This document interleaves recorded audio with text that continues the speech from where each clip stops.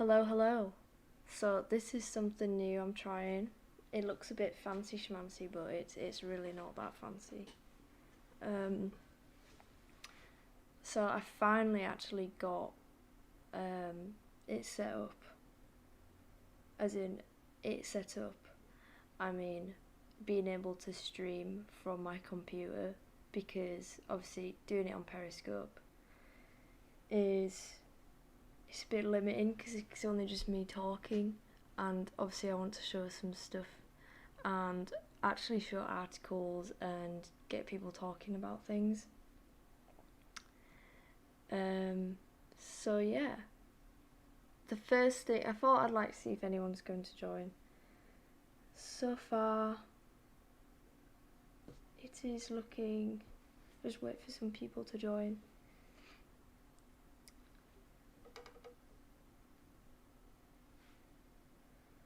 How is everyone?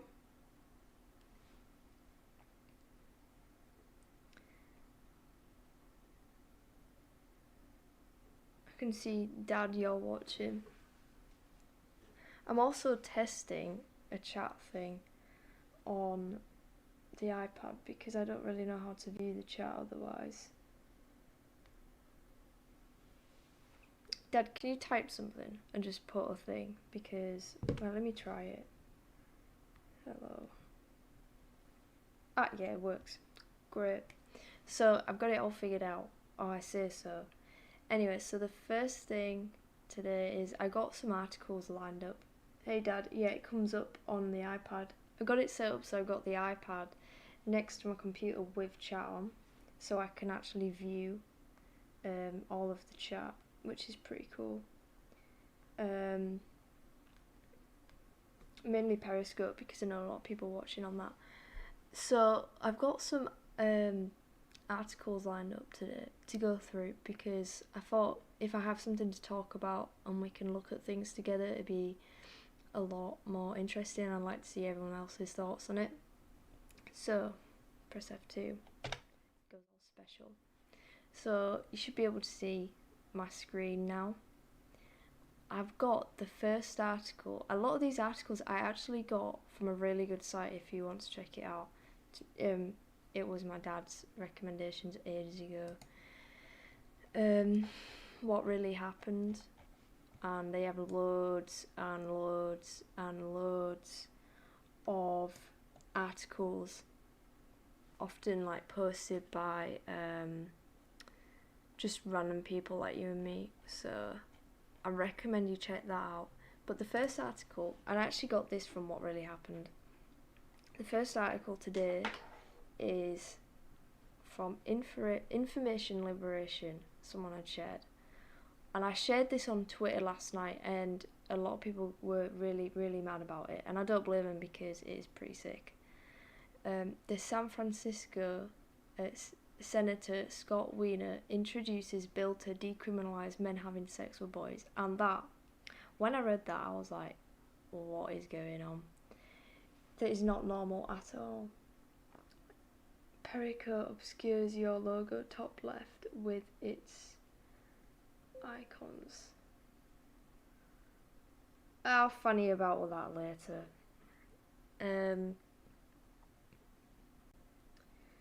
I'll worry about that later, to be fair. Anyway, so yeah, the San Francisco Senator Scott Weiner introduces bill to decriminalise men having sex with boys. So the article goes on about that he has introduced a new bill. I'll zoom in a little bit for you. Introduced a new bill to decriminalise adult men having sex with boys, and he and his allies in the media are smearing all opposition as homophobic and anti-Semitic. And reading this article, anyone who speaks out against the bill is basically labelled homophobic or anti-Semitic, and the media sort of twisted it a little bit. So this was taken from another article from the Federalist. So LGBT activists have pushed reasonable notions of equality to its limits with obscene perversions. The same lawmaker, so Scott Weiner, who co-sponsored a bill in 2017 to remove the felony penalty for knowingly exposing another person to HIV, has introduced a bill, which is called the Senate Bill 145, to give judges more flexibility in sentencing gay men who abuse minors. So under the current law, which Weiner, who is gay, describes as horrific homophobia, so a straight 24-year-old male who has sex with a 15-year-old girl can avoid being put on the sex offender list if the judge feels the situation does not deserve it, but a gay man in the same scenario with a similar age boy would not be given the same option. So he says it's horrific homophobia, I think. Oh God. Bill aims to fix sex offender list inequity towards gay men. So if a 19-year-old man is convicted of having sex with his 17-year-old boyfriend in California, he must register as a sex offender. But so he says that the fact that a gay man does not have this same, is not treated the same, that it's homophobic, is what this senator's saying. Weiner's argument is one of evolving social standards. 2015, the California Supreme Court upheld the standing separation of vaginal sex from other forms of sex based on the misguided idea that if pregnancy occurred, placing the father on the sex offender list could ruin his chances of providing for his family. Well, I just think if you're gonna do something that is a sexual offence, then, and it means you're gonna get put on the sex offenders list, then you're gonna get put on the sex offenders list.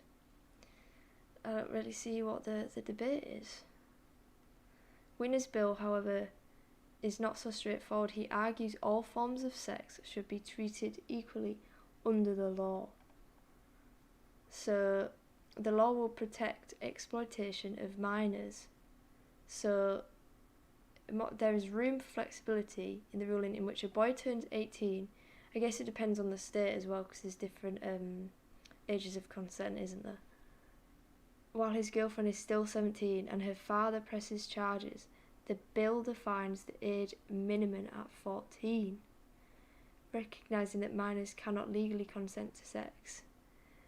Weiner argues that if a minor aged 14 to 17 voluntarily has sex with an adult who is less than 10 years older, the judge should decide based on the individual facts of the case whether the adult should be placed on the sex offender registry. Data provided by his office states at least 2,400 people on the sex offender registry and potentially hundreds more have been convicted of non-vaginal sex with a minor aged 14 or older. Well, it's ridiculous, because if you're an adult and you sleep with someone aged, who is classed as a child, 14 to 17 is still the age of a child, I think. When you're younger, you don't have this, what's the word? You're not exactly fully mature. You're still developing. You don't really fully understand things, especially when you're a teenager. Like, you say you do, but you really don't. So it's just, it's in essence, it is paedophilia. I know it's still debatable, like, around age 16, 17, because I know in the UK the age of consent is 16. So in some ways it does depend on the state, but at the same time, if someone aged 30 slept with a 14-year-old, that is still paedophilia and is essentially rape as well. So him saying that if it is, was it less than 10 years older, that the judge should be able to look at the case and then just decide whether it warrants what punishment it warrants and whether they should be placed on the sex offender registry is so ridiculous. It's just essentially normalising paedophilia in my opinion anyway, because there's no question about it. If you're going to sleep with someone, with a minor, he even argues if a minor age, so it is a minor, he himself has said it's a minor. According to the media, you're homophobic and anti-Semitic if you oppose this bill. So these are some screenshots of different media articles. So they're all making it seem it's pushing LGBTQ equality. This part here, it protects the exploitation of minors. And they're saying that is, to question it, is just going to protect, is essentially going to protect paedophiles. And if the media, if you question it, you are essentially being homophobic or anti-Semitic, which you're not. I don't. To question, hello anonymous, how are you? To question paedophilia and to question the minor age and the fact that the judge will be able to determine if you get put on the sex offenders registry, depending on if it's less than 10 years, it shouldn't be brought into question. If an adult is going to sleep with a minor, if it's still classed as rape, because it's just still classed as rape. You can't really question it or say, there's no really debate there at all. You always have to media outlets always try, well, not all media outlets, but a lot of mainstream outlets always try to bring in some form of group into it. So if you're going to question something, it's, you can't say that because you're having an impact on this group or this group. So you can't say what you want because it's stepping on eggshells, really. There's always someone who's going to get offended by it. Even if these things that are getting brought in are going to have an impact on vulnerable groups, because children themselves are vulnerable groups. Get led astray very easily. Another one here. A right-wing launches disgusting attack on paedophile gay lawmaker over equality legislation. Again, look, QAnon conspiracy theorists get brought in again. Hi, hello, Lazarus, how are you? So they're saying that he's been targeted by QAnon conspiracy theorists because of this bill, which, again, he's now receiving thousands of homophobic and anti-Semitic messages. All because, we've said that before. Look, we've said this. Look, Weiner argues if a minor aged 14 to 17 voluntarily has sex with an adult who is less than 10 years older, the judge should decide, based on the individual facts of the case, whether the adult should be placed on the sex offender registry. And so to question that is apparently homophobic and anti-Semitic. Do you think it is? To question that? What do you think? Wouldn't it just be, it'd be classed as rape if an adult is going to sleep with a minor? Keep going, great job, thank you. As well, another one. Senator Scott Weiner targeted by online QAnon conspiracy theorists. Again, QAnon conspiracy theorists.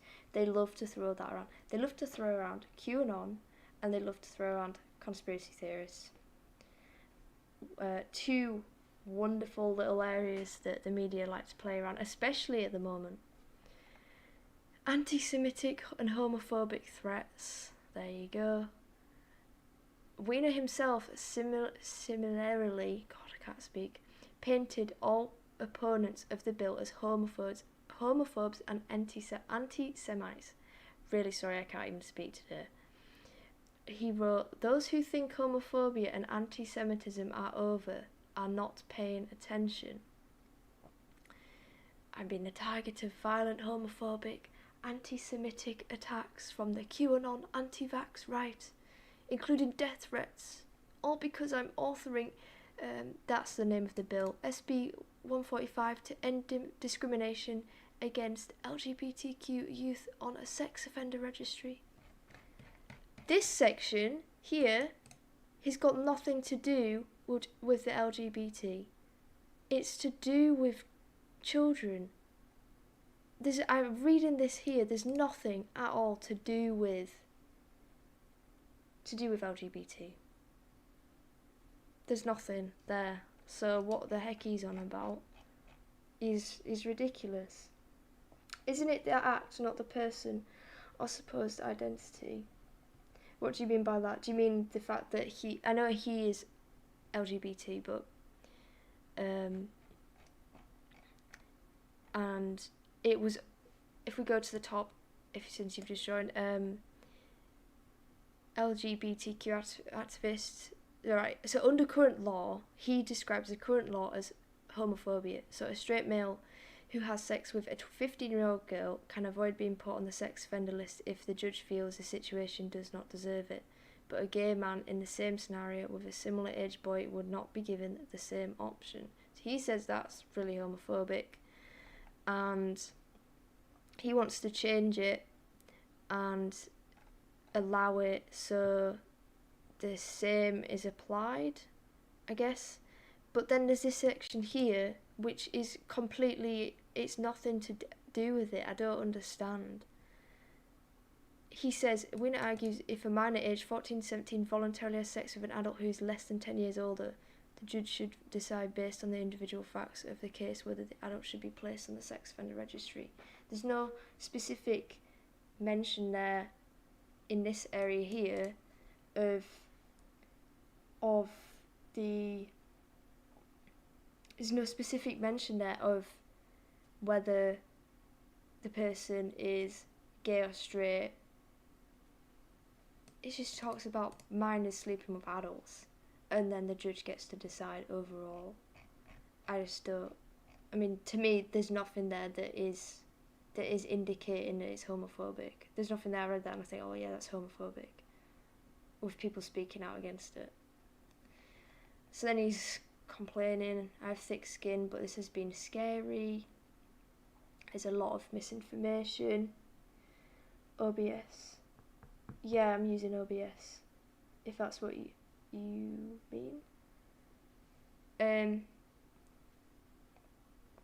The left loves to talk about extremism on the right, and yet NAMBLA's been popping up again, is effectively now part of the mainstream for the Democratic Party in California. So I saw some things about I think NAMBLA have been like trying to organise like protests and marches or something, which is just insane. So also San Francisco has approved an ordinance to reopen gay bathhouses in the name of aiding the city's economic and cultural recovery, while most small businesses are shut down and STDs are at record levels, because that completely makes sense. You should really be supporting small businesses in times like these rather than worrying about open bathhouses. I mean, there's a thing about that there, and the article ends saying, this is what the left calls progress.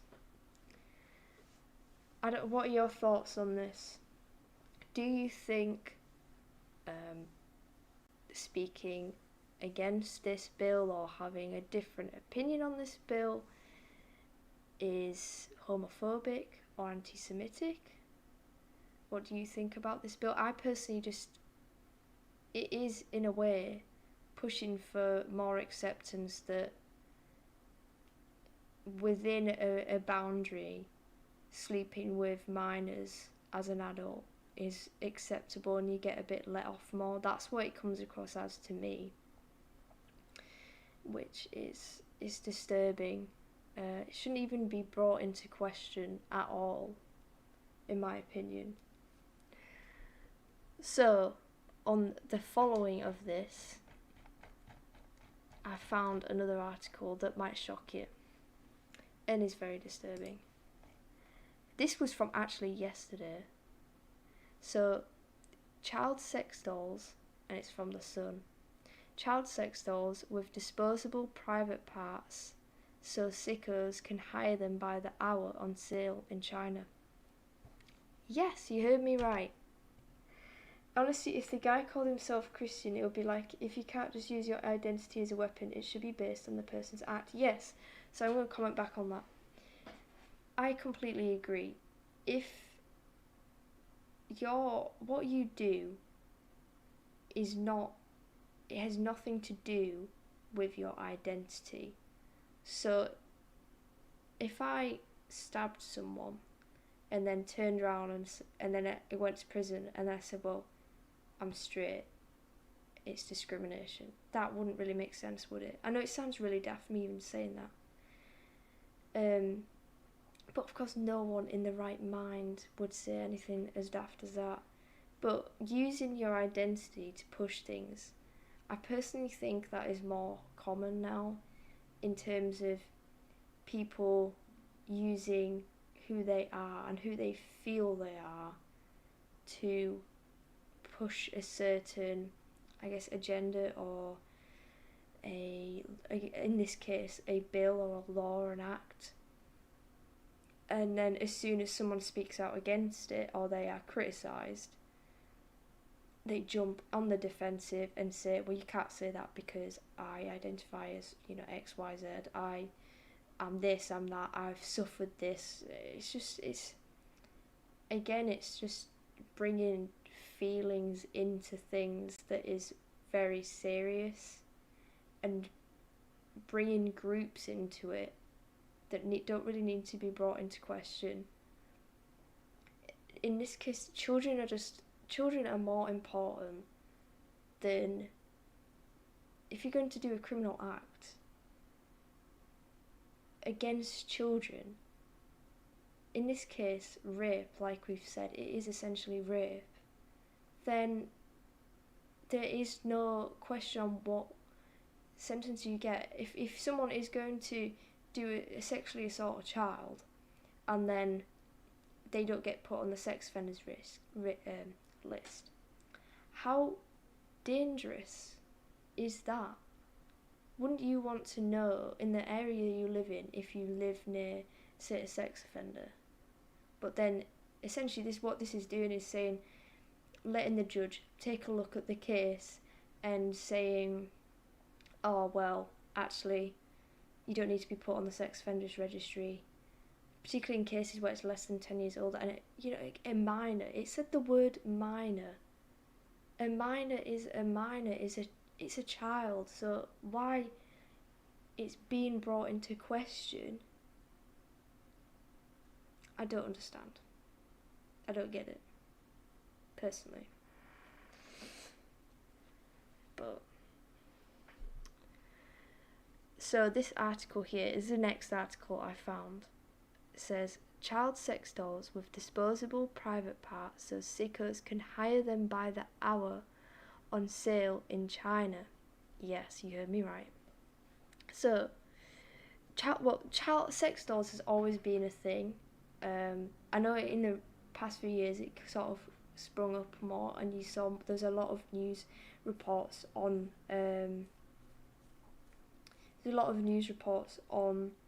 the rise in sex dolls and things like that. But there are child sex dolls, and you can easily get them. I've seen a few videos. Surviving Life, if you don't know, Surviving Life is a really good YouTube channel to watch.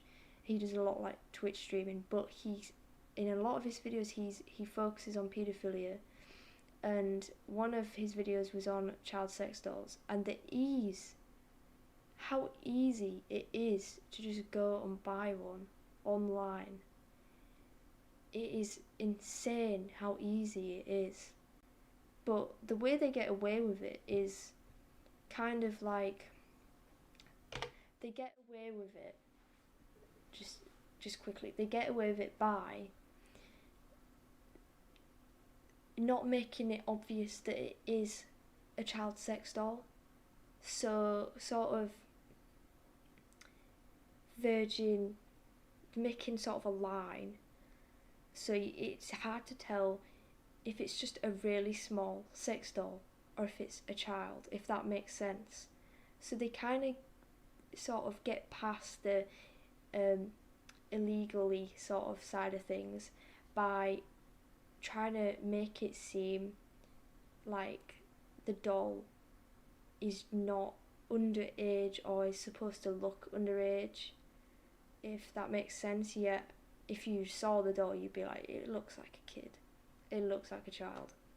So that's how they get away with it, I guess, which is really disturbing. Let's go back to this article. So the article goes on to say, child sex dolls with disposable private parts are being offered to sickos so they can hire them by the hour in China, say shocking reports. Erotic stores in China are providing the shared dolls for a full adult experience, where their disposable intimate parts are changed for each new client having sex with it. So here's an image, it's supposed to be of one of the dolls, and it does look really young. A shop owner said they can provide all kinds of different sex dolls. I mean, that one, you only see its face, but it does look quite young. And that one, yeah, I guess that's just a normal sex doll. But disposable private parts. Just like people are, the fact that they are using them in the first place. Well, using a sex doll is a bit weird in the first place, but whatever floats your boat. But child sex dolls with disposable private parts. This sort of thing just makes me really raged and gets me really annoyed and angry. The heinous new shared doll experience is reportedly on offer at sex shops throughout Chinese cities, including Shanghai, Suzhou, Hefei, I can't speak, Shenzhen and Dongguan. Do not ask me to read these things because I really cannot pronounce them. But yes, in China. I'm really sorry I butcher everything at the moment. By paying set tariffs, perverted customers have so-called adult experience with a full-size doll which looks like a young girl. The doll's nether regions are disposable and are swapped out for each new client who sometimes spends a whole night with them. I wonder, like, it says it's disposable and it's like a shared experience. Isn't that just really disgusting anyway? Because well, obviously it's disgusting if it is a child doll, but the fact that they are sharing the same doll that someone else has used. I mean, you'd hope I know it sounds disgusting and I'm sorry, but is that really sanitary in times like these? I mean, if this is still open with what's going on with the pandemic, you could argue that isn't that just not hygienic in any way and is dangerous in some ways? I mean, some would argue that, yeah. The sordid sex services range from 118 Chinese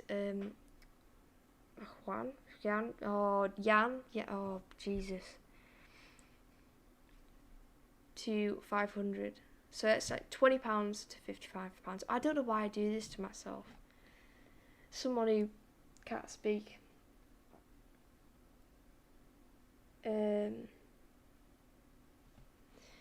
No one would agree with a priest using his position to excuse himself for abusing children, and they shouldn't. No double standards. Jews, gays, blacks. Yeah, there should not be double standards in any scenario, which includes children and the abuse of children. One employee at a sex shop in Shanghai told K News, we provide condoms, lubricant, snacks, beverages and mineral water. A shop owner said that they can provide all kinds of different dolls as well as make customised dolls for customers' specific tastes. Which is disgusting. I wonder if you went in, say you went in and I know, just think about, you are someone who is, it's hard to think about, but see, you are someone who is interested in children. You went to this sex shop and you said, I want to have a doll that looks young and like a minor. As the shop owner and that shop, wouldn't you turn that person away? Or in some cases you could say, report that to the police. Wouldn't you do that? But then again, money, isn't it? It's all about money. However, according to the Global Times, some stores are not licensed or do not have the correct paperwork for the services on offer, some of which include overnight stays. So it's all dodgy and illegal. Should have known. All about money. Other stores have been found to only have licenses for massages or healthcare. So a lot of this stuff is going on with a different front. So they say you get a massage, when actually you can have all these other things, including sex dolls as well. This one's about it being in China. But just think how many of these sex shops that are operating in this way, or could be operating in this way, are around the world.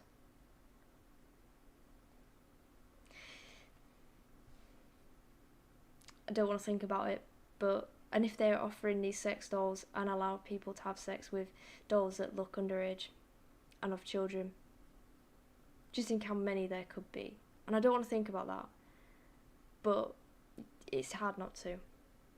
K News said there are also concerns about the sanitary condition, like I was saying, of the stores due to the legal grey areas of the services on offer. So this was basically saying about the shared service, so that you can go have sex with this child sex doll with disposable private parts, then the next person will come in after you and have sex with the same doll with new set of private parts. The hygiene, there's no hygiene there. There's no concern about hygiene, which, to be fair, in comparison to the child sex doll, I'm more concerned about the child sex doll side of things here. That people are actively going out and wanting to have sex with child sex dolls. Or sex dolls in the first place. But child sex dolls, it should be illegal in itself to be going out, because then you're making it obvious about your interest. And there are some who have said, and it's been reported in the news, that having sex with child sex dolls could be used as some sort of therapy for paedophiles to prevent them from offending. But if you are going to go out and have sex with a child sex doll, in essence you are still offending, because it's just letting you... What is the step from going from a child sex doll, then you get really bored, and then you think, well, this isn't actually pleasing me or pleasuring me in any way, so now I'm going to go out and find a child. How long does it take to get to that stage where you get so bored that you want to go and actually offend?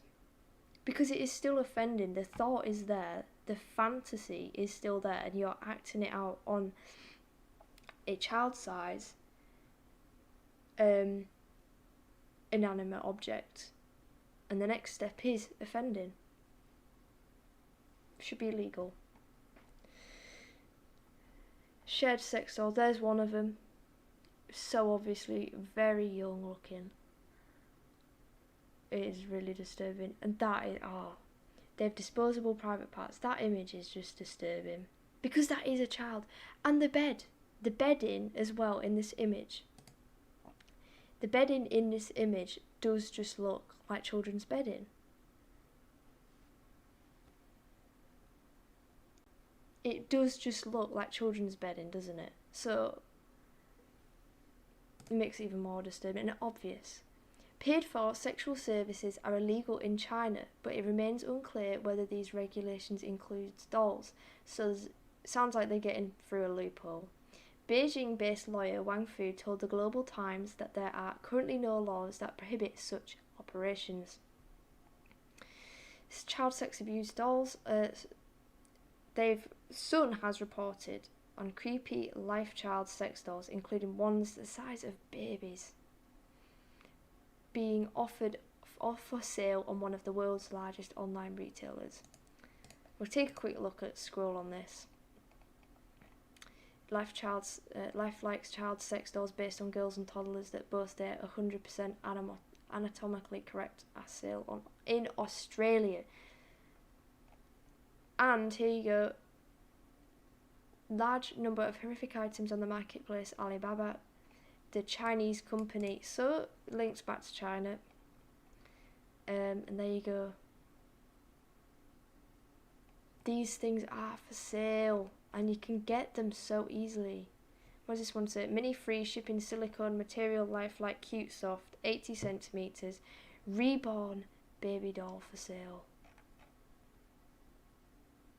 Some of the dolls were as small as 2 foot tall, which is about the height of a 6-month baby. Dolls included replicas of children marketed as sex dolls of men, with the listing boasting they are anatomically correct with replica genitalia. There's one in a suitcase. This is really disturbing. I mean, this is so disturbing. My God. It's normalising. Yeah, as someone said, it is. A campaigner for Collective Shout has said, this is the most disturbing content I've seen. Normalising the rape of babies. And it is. Owning a child sex abuse doll is illegal under Australian law, but the sellers were offering to ship to the country. Here's one in a suitcase, dividable skeleton, small breast, young girl, lolly. There you go, there's another paedophilia term there. Cheap silicone, real silicone. Only about $431. To me, look, that is just, it doesn't need to be in a suitcase because it's just so disturbing. Because looking at that, the first thing I thought is it looks like a girl's been decapitated, chopped up and shoved in a suitcase. I know that is awful for me to say, but that is the first thing I saw. So it's like another child there, looking doll.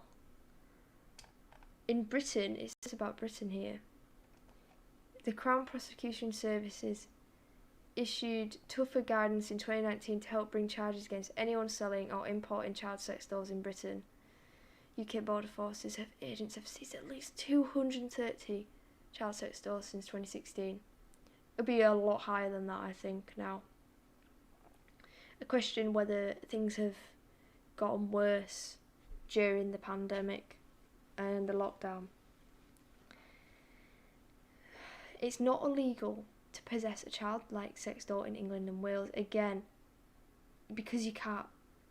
You could get a sex doll and it looks young, but you could argue, some could argue, it's not a child. So there is this like very thin line of what is and isn't wrong. So you can't really. The law, I guess, is hard to determine what is, and I just think sex dolls, just get rid of them all. Then there'd be no problem in terms of what is and isn't. Just people should just not be doing this in the first place. Investigators found a large number of horrific items on the marketplace Alibaba, despite the Chinese company previously committing to removing child sex dolls from the sale. Obviously it hasn't worked, and they're not doing it.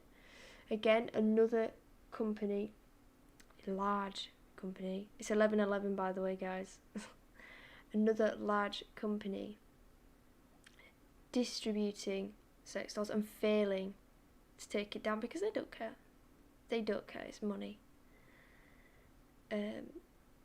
Collective Shark campaigner Caitlin Roper, who is researching female sex dolls and sex robots, said the dolls are far from harmless.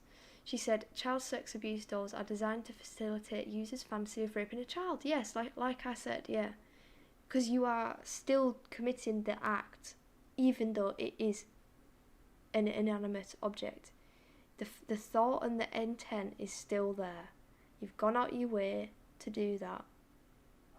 This is not a victimless crime. These lifelike dolls normalise and legitimise the sexual use and abuse of children. So yeah, because you have the intent and the fantasy you want to play out,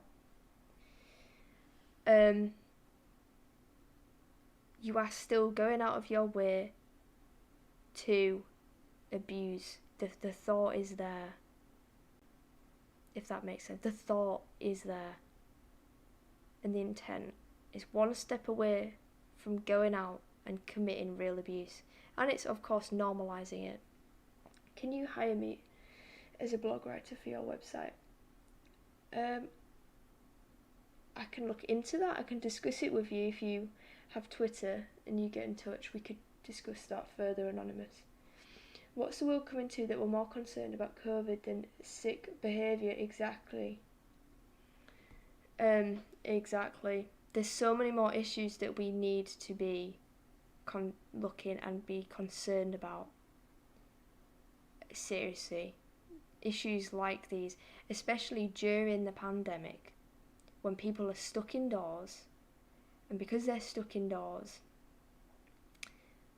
there is the opportunity to groom children much more easily, which has been shown that grooming has risen drastically during the lockdown period. Child abuse has risen and is also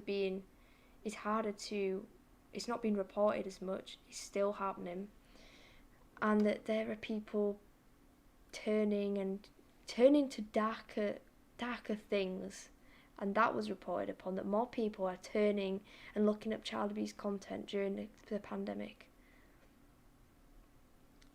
An issue that is completely being ignored, and the lockdown in itself is just causing victims of child abuse to suffer even further, and that is just, it annoys me when these things are not brought into question or considered whatsoever.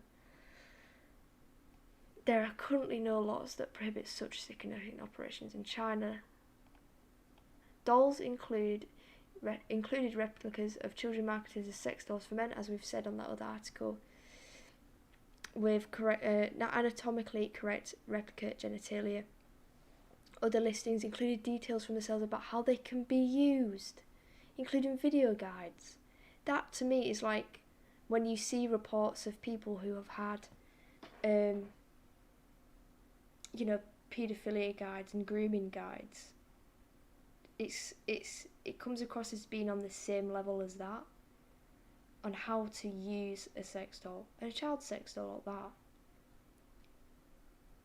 Some of the dolls were as small as 2 foot tall, which is about the height of a 6-month-old baby, being sold for about, as we said, £400 each, 18 different suppliers. But of course, if you get taken down as a supplier, how easy would it be to just sign up again? It's like when you get banned on Twitter, you just make a new account and just make it not as obvious. Yep, pedo training manual. Yeah. As she said, it's most disturbing content, deeply distressing, and she said, as we said in the article, it was normalising the rape of babies, which it is, and it's all of this is just normalising paedophilia and allowing people to go out their way to play out their fantasies and make it more normal in society, which is disgusting. It should not be normalised. These places are illegal, as we've seen, but they still exist, and there is no laws to to prevent people from having child sex dolls. Well, they try, but they're just not. They're not doing a good job. It's disturbing because, as you saw, that they're images. There you go. We've shown this, but there. It's so obviously a child sex doll, and people are using these and buying these. And then people complain about other issues in society regarding coronavirus, and they're wanting to lock people down again, and they're worrying about issues that in this case I would say are much more minuscule. When you're pushing and allowing people to do these things, which in itself, as discussed in this article, in some places it's not illegal. There is no laws to stop people from going out and buying sex dolls that look like children. So it's letting people do what they want and letting these sick people play out their fantasies, which is just one step away from essentially offending for real and actually damaging someone's life.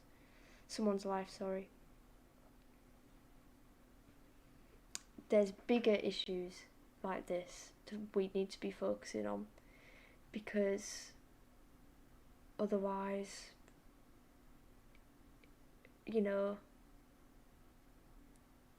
these things like this will just get worse and worse, and something that would have been, say, illegal yesterday, in a few years' time, you might be looking back and it'd be legal, and you'd be thinking, well, where did we go wrong? What did we do? Well, you did nothing. Honestly, great show. Information people need to see. Horrible. Yeah. Well, thank you for your kind words. But yeah, it's disturbing. It's awful. It's disgusting. It should not exist, but it does, and people turn a blind eye to it. Because I think people know these things exist, but there are obviously some people who just don't. They are not aware, but there are people who know this exists, but they don't want to think it exists, if that makes sense. They want to ignore it and pretend everything is all happy, all, normal. Just focus on their own life, focus on what they're doing, and not worry about anything else. Not stress about any other problems, but unfortunately that is the way that some people are. Or if they do focus on issues, it's the issues that they see in the news, and they don't spend their time reading up on the real issues that are happening in society and around the world. And I think people don't want to believe that it's happening because it is too upsetting to think about. But that is just going to... The fact that people ignore it just kind of in itself allows things like this to continue. So if but just because you don't want to think about it, which is upsetting, but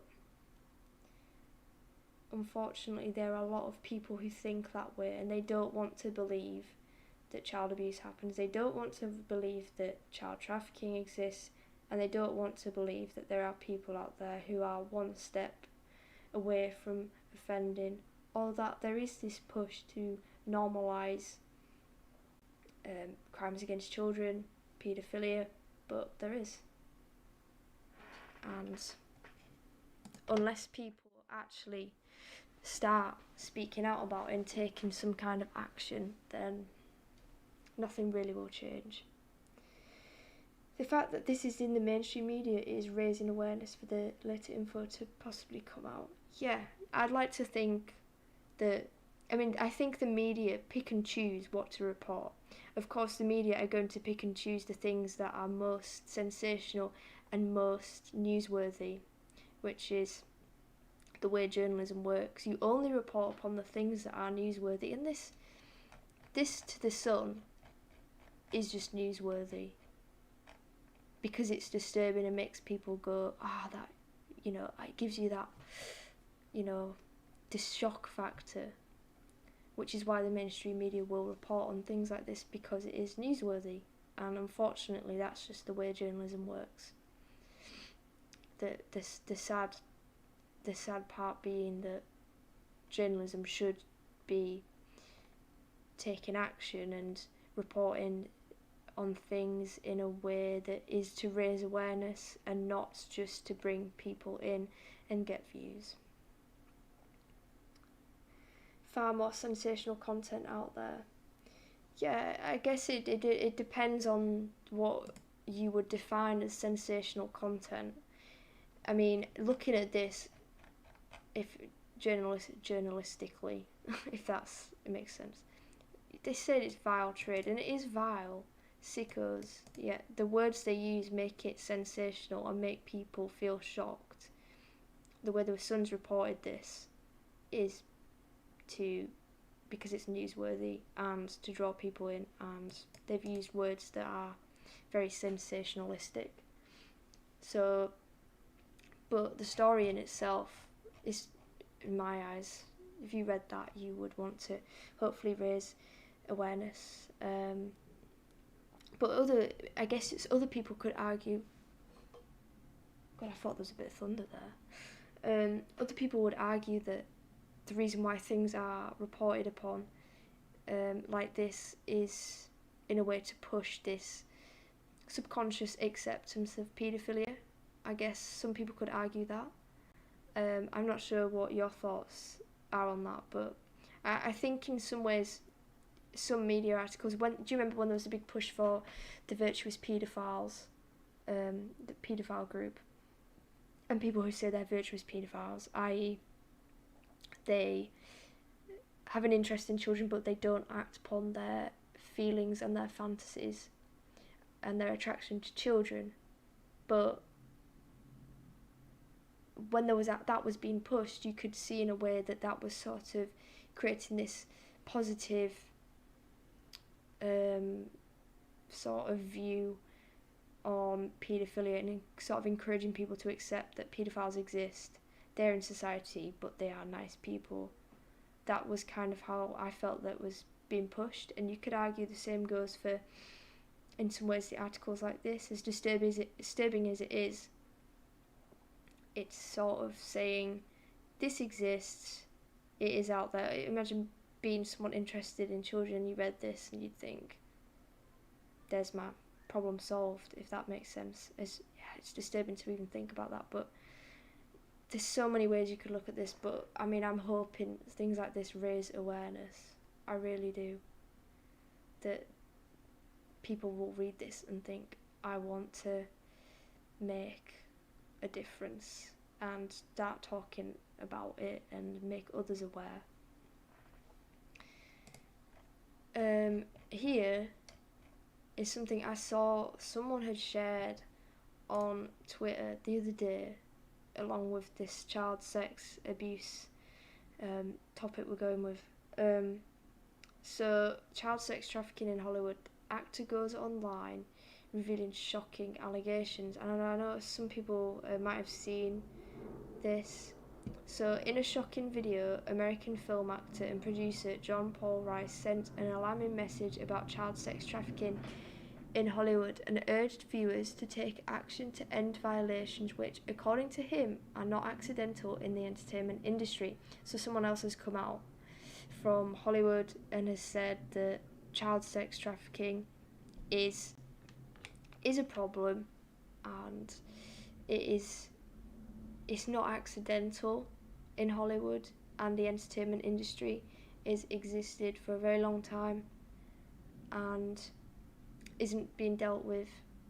It's just continuing to go ignored and accepted, and it's normalised. It is a normal way of life in Hollywood for some people and some actors. So there was a 39-minute video. I'm not going to play the whole video. There is a snippet later in the article which I will play, but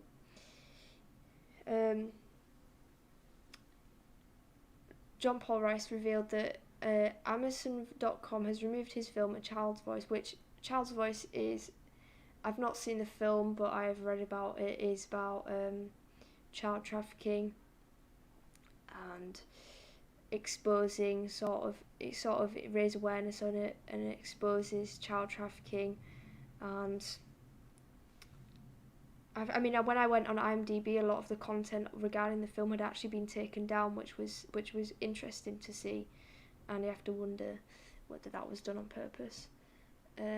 Even though it's been on their website for a year and a half, the independent producer explained that Amazon's response was a typical one that didn't address the content of the film and rather cited constant changes on the platform. Yeah, another little excuse there to sort of say, well, we don't like your content, you shouldn't have the content there, we're going to take it down because you're exposing too much, but we're not going to really tell you that was the reason why we took it down, we'll just give you a little rubbish excuse. That 2018 feature film addresses human trafficking, particularly incidents targeting children and teenagers. On IMDb, a lot of the content's been taken down, but I'm pretty sure you could find the film online. I've seen a few people have actually shared links to sites where you can watch the film, because it has a very important message. A lot of people said that when they watched it, it really did highlight the message that he's trying to get across. This movie highlighted global paedophile networks that sell kids back and forth to each other, trading them like candy, and it goes right through Hollywood. So yeah, another person who's speaking out here,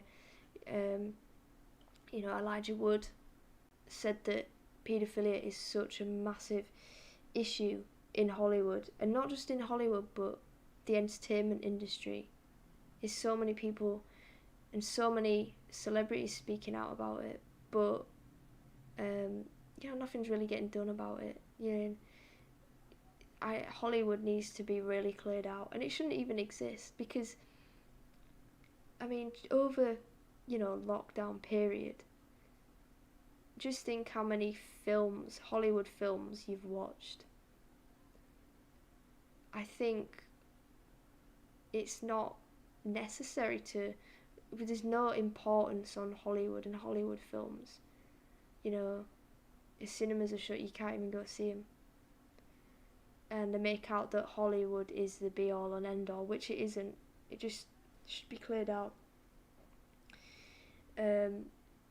He also refers to a Daily Beast article that exposes the relationship between disgraced moguls Harvey Weinstein and Jeffrey Epstein in terms of sex trafficking, from which the stories of his film A Child's Voice has been derived. Yeah, Harvey and Jeffrey, all of these sex offenders and abusers and paedophiles, they're all just connected. They really are all just connected. And the thing is, I don't doubt that their connections are just on you could say like a street level, if that makes sense. So they aren't the top dogs, they aren't like the big guys. They will just be the little men at the bottom of this network, and them getting put in prison isn't really a problem for the people higher up who want their way of life to be normalised and to continue. It's all connected, and there's bigger people who are behind the scenes who won't get held accountable or put in prison, which it's upsetting. It makes you angry, and these people will just be sat lounging about, loving life essentially. Again, there is the full video of him talking about it here, but yeah, there's a clip here I'll show you. Paul Rice asked his followers to help him find alternative platforms to release the movie and have it watched by as many people as possible in order for the message to get across to the public. He linked the removal of the film to the files that are emerging out of the Ghislaine Maxwell case, which he says is continuously facing challenges. Has several powerful sides to try to cover up details from the media, especially as it involves Prince Andrew. Oh, Prince Andrew. Coming up again as a bit of a joker. So, yeah, I think speaking out and trying to raise awareness and expose what is going on, it is really hard to do when, with, you know, the Epstein case, what's going on, and Ghislaine Maxwell, they're just not gonna want to let any information leak. And if this information could, you know, essentially put someone in the spotlight and reveal that they are not who they say they are, they're not gonna want that information out there. They're not gonna want it in the media. So yeah, Maxwell was long life confident and close friends of US businessman, Jeffrey Epstein, who's convicted of sex offences in 2019 before being killed in prison. Yeah, killed, which was later identified as a widely controversial suicide. Not suicide, but I'll let the article off. So here's the video of him speaking out. I'll play it. Victims in that video. This is a bigger problem because most people know in that world, and the world that I come from in Hollywood, that it is a hidden layer that everybody knows is there. When the Me Too movement started in 2017, I reached out to several of my female actress friends who were prominent in LA. You would know them by name. Many of them you would know by just their look, because you go, oh, that was her in that movie or that movie. And I said, well, what about the children? What about the children? And the response was, we know. But they were silent on it. And it destroyed me because it destroyed my illusion of what rights, human rights were, children's rights were. This is a child abuse system that we have been living in for a very long time, and it's been allowed to go on. And I will not be silent about this because it affects every single one of us. The people on television who smile at you, who tell you stories, who give you news, are the ones who hide all of this from us. They are not talking about the real issues. They are distracting you with division issues. This is a unification issue. When the Maxwell files came out 48 hours ago, I went on MSNBC, I went on CNN.com, and I looked at every single one of their headlines, and there was no mention of it whatsoever. They were talking about John Lewis's funeral. They were talking about Obama versus Trump, all of the bullshit that you and I hear every single day. And it doesn't matter what side of the political equation you're on this. This is a child issue. This is a human issue. This is not a political issue. It has nothing to do with left versus right, Democrat versus Republican, liberal versus conservative, or anything you are or you identify with as in between. We are faced with a crisis of consciousness among the leadership of our banking institutions, of our media corporations, of the Hollywood entertainment industry, of the music industry. This is not about a bunch of young women who were having... Yeah, so there you go.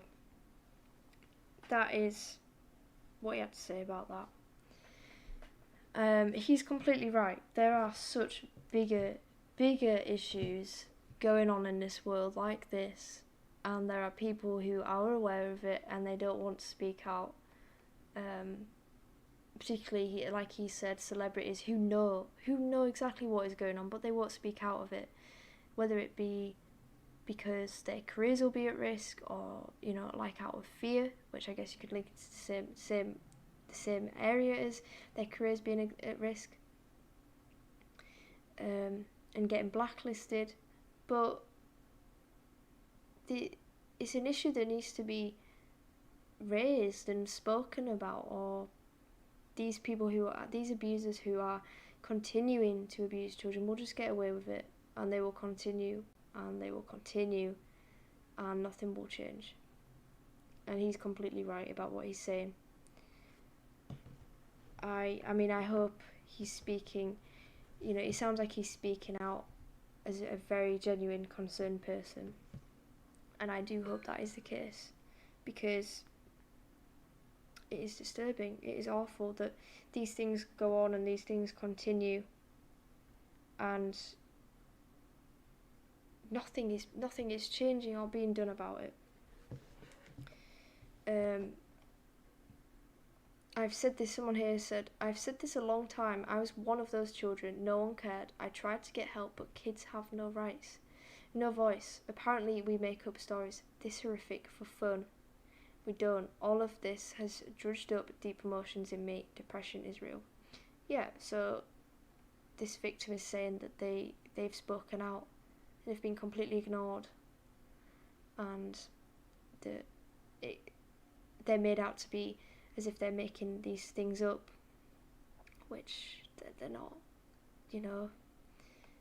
And this is why it continues to be accepted, because the victims aren't listened to, and their testimonies aren't investigated. Police will investigate them. No one is held accountable. The producer also stresses that his message should matter to everyone regardless of their political affiliation or preferences. Yes, there is no left or right. There is no us and them. There is no splitting of groups. There is no... We all need to come together and just look past our differences and realise that we are just all humans. We are all humans. We aren't this or X, Y, Z. We're not, I'm not this, you're not, you know. We're all humans at the end of the day. And if we're actually going to make a difference and solve these issues and hold people accountable, we need to come together rather than be divided. Otherwise, nothing is going to change. The world will just stay the same, and these people will get away with it, which is sad. But because this idea and this push on keeping us so divided allows for these things to continue, because I mean, I just look at with, you know, elections and the riots that are going on at the moment, and the civil unrest is being pushed by the mainstream media. And when people watch that and get so caught up in it, it causes so much division that you can't really, you focus in and you hone in on it. You can't focus on anything else. There are people like this. I personally know people who are in my life like that, in terms of people I went to school with, who have been caught up with what's going on with the riots and this civil unrest, that they cannot see past anything else, and they focus on that. And if you have a difference in opinion to them on what they believe or have been shown and encouraged to believe by the media, they get very defensive about it. Yet when it comes to other issues such as child trafficking, they silence. They don't comment on it. No opinion, no thoughts. But civil unrest and rioting, they will talk about it. These people will go on about it. They will post things, they will share things, they will go to these rallies and all these rallies and protests and do this. But the moment you bring up child trafficking, zero, don't care. Unrest and media controlled by the same hand. Yeah. It's all being controlled and pushed to us. And it's a distraction in a way. Like I said, some of these people who are easily swayed, relying on being fed their news. They are not researching things for themselves and not questioning what they read or watch or listen to.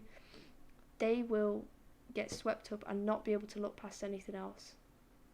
And it's control at the end of the day, isn't it? And it is a distraction, because then you can't. You rely on these mainstream services and organisations to provide you the things you know, the things you learn, so that you're not focusing on issues that really matter. But then when you bring it up to someone. What about focusing on child sex trafficking, human trafficking, even drug trafficking, because it's all very much interlinked? Nothing. They will say nothing. They will have no thoughts on it. They will spin it and make it sound, well, yeah, but this is a bigger issue. It's disturbing.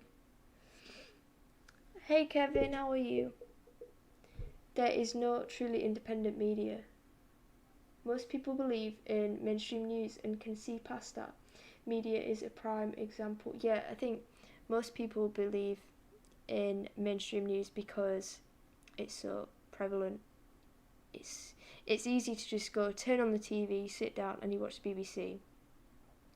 I mean, and I think with, you know, censorship of, say, YouTube, Facebook, Twitter, a lot of sites online, Google in itself doing censorship, it's, in a way, it is harder for people to go out of their way to find sources that are very alternative sources, and research for themselves. So there is that issue too, but the mainstream news, I think at the moment with what's happening with lockdown, more people have had the chance to do their own research, think for themselves a little bit more, question what they're reading and researching, which you have to think, if you believe the lockdown in a way was a part of, if you look up, what's it called? Event 201. If you look up Event 201, which was 4 months, I think it was 4 months or so before the pandemic, there was this big event where they were talking about when there is going to be a pandemic, how it's dealt with, and it essentially sort of laid out the events which were going to unfold with coronavirus. And you could argue, it was sort of suggesting October 2019. Yes, October 2019, you're completely right. Saying how it's all sort of done in terms of control and establishing this public-private connection with businesses and government, which is believed to be the main aim of it.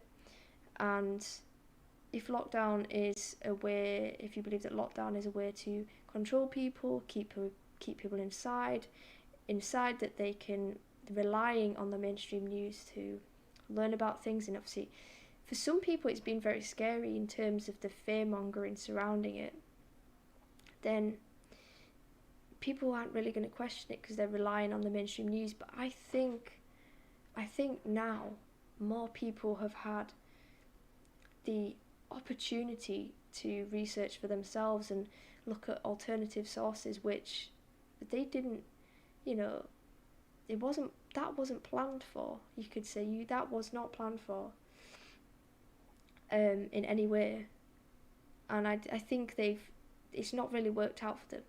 But of course, just wait till the second wave. Things might be different. I definitely think there'll be a second lockdown, no question, and I think it'll be more restrictive than the last in some ways. But yeah, October 2019, paid by Gates. Yes, Bill, Melinda Gates, and was it the John Hopkins University were part of that as well. The roadmap for Hillary's win. More famous cases involving the two Corys, Corey Haim and Corey Feldman. Yes, who is it? Which one? One of them is coming. Was going to do a documentary, I'm pretty sure. But some people have been saying about how, well, if you're going to reveal and speak out about these names, why haven't you done it already? But I guess speaking out is a very dangerous thing. But yes, mainstream media definitely is heavily censored, heavily controlled, and but it's even more difficult now with the censorship that exists today and is getting worse. So, reacting to the video, social media users started tweeting using the hashtag Save the Children, but Save the Children, I saw a thing about how isn't that funded by Bill and Melinda Gates in some way? So using that hashtag is actually not really making a difference, as in it's kind of playing into their hand by using the hashtag Save the Children. So yeah, if you're going to use a Save Children hashtag, I think the new one is hashtag Save Our Children, which is not linked to Bill and Melinda Gates in any way. So use that one. Expressing their support for him and for his message to protect children in the entertainment industry. Not just children, I'd say not just children in the entertainment industry, but children across the globe. Entertainment is just one area where children are being exploited. There are many, many industries where children are being exploited. So this is just a small puzzle of a very, very big picture, which is slowly being uncovered. Well, I wouldn't say it's slowly being uncovered, it's been in our faces in plain sight the whole time. But with Epstein and with what's going on, nothing is a coincidence that this is all coming out as it is. Here's a tweet. Amen. Imagine seeing exposed Hollywood sex trafficking billboards everywhere to the point that they start showing up in Hollywood. I would love to see that. I really would love to see that. I think there's been a lot of marches in Hollywood regarding child sex trafficking, which got picked up by the mainstream and ridiculed, completely ridiculed, saying it was all QAnon people, which is ridiculous. Always brings conspiracy theories or QAnon into it. Some commentators also voiced out their fear that John Paul Rice's life might be in danger, especially as suspicion continues over Epstein's death last August being a homicide to bury secrets of some of the US most powerful politicians and celebrities. The latter was pronounced dead after reportedly hanging himself while being in suicide watch. I agree. Him speaking out, he is, if we look at Isaac Cappy, when he spoke out, and then he was doing his Periscope and live streams and saying some really big names, Tom Hanks being one of them, which shocked me when I heard about that one. He did that last live stream where he said he was not suicidal, and then look what happened. He ended up dead. It was ruled a suicide, but he was murdered. I definitely think he was murdered for speaking out, which is awful that that even happened. And there was the dead man switch as well, showing the video of the children in what looked like a massage spa thing with the.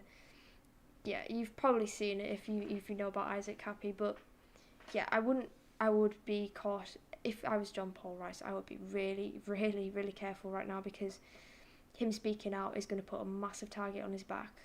And if he continues to speak out like Isaac Cappy did, Isaac Cappy was saying, well, they're not going to come after me, but look what happened there. So, moving on to, I thought I'd move on to a little bit about coronavirus, our favourite.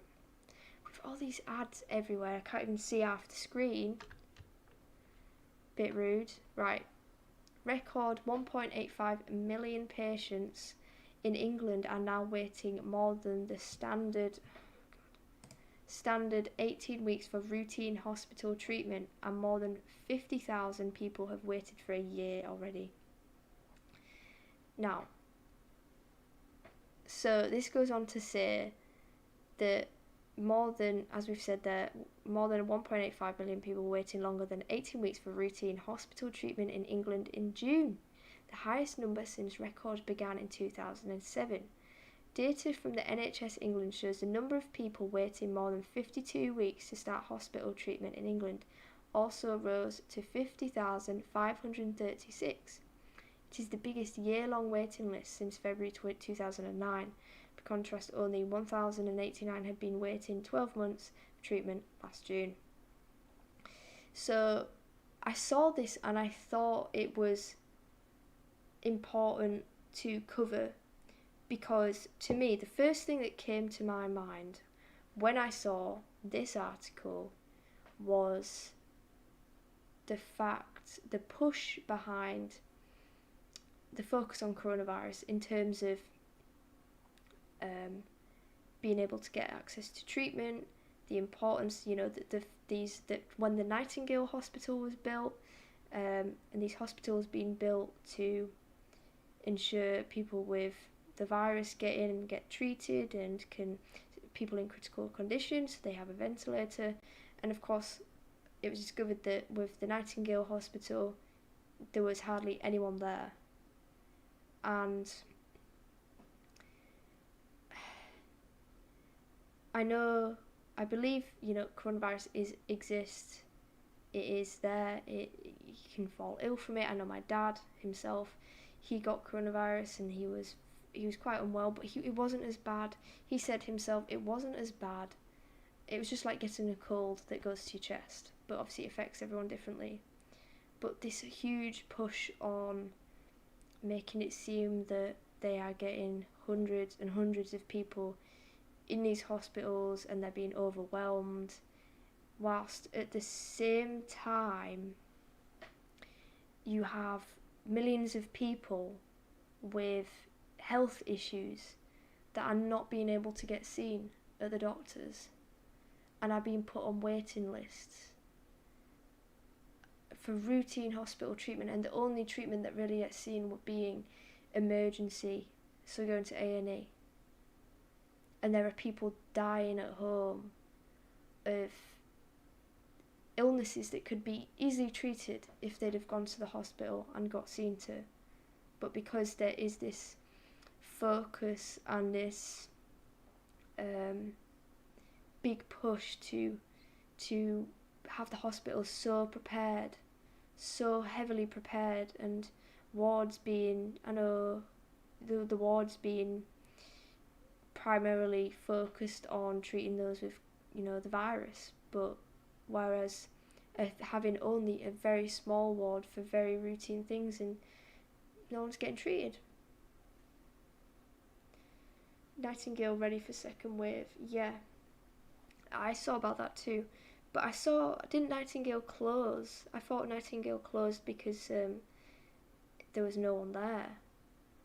They had like 1 or 2 people in, and then it was closed. They spent all this money on it, and for a couple of people. Figures released today also revealed the number of patients admitted for routine treatment in hospitals in England was down 67% in June compared to a year ago, because no one can get in, because they're not looking at anyone. When I went to the doctors,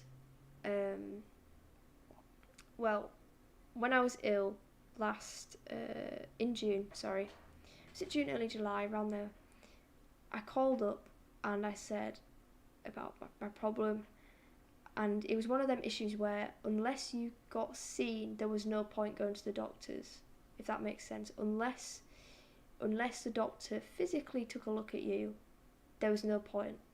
There was no point trying to get an appointment. And the doctor, when I called the doctor, I said, look, you're going to have to help me out because I'm really suffering. And he said, well, the only way I will see you is if you say that it is an emergency. So I had to arrange an emergency appointment just so I could get seen. And it meant that getting that emergency appointment, I was allowed to get the tests needed done, my blood tests, all the other tests I needed to get done. If I hadn't got that emergency appointment, I would not have got that. I would have been left to suffer because of the fact that it's all over the phone. No one can get seen. It's ridiculous, and there's people suffering and on these waiting lists.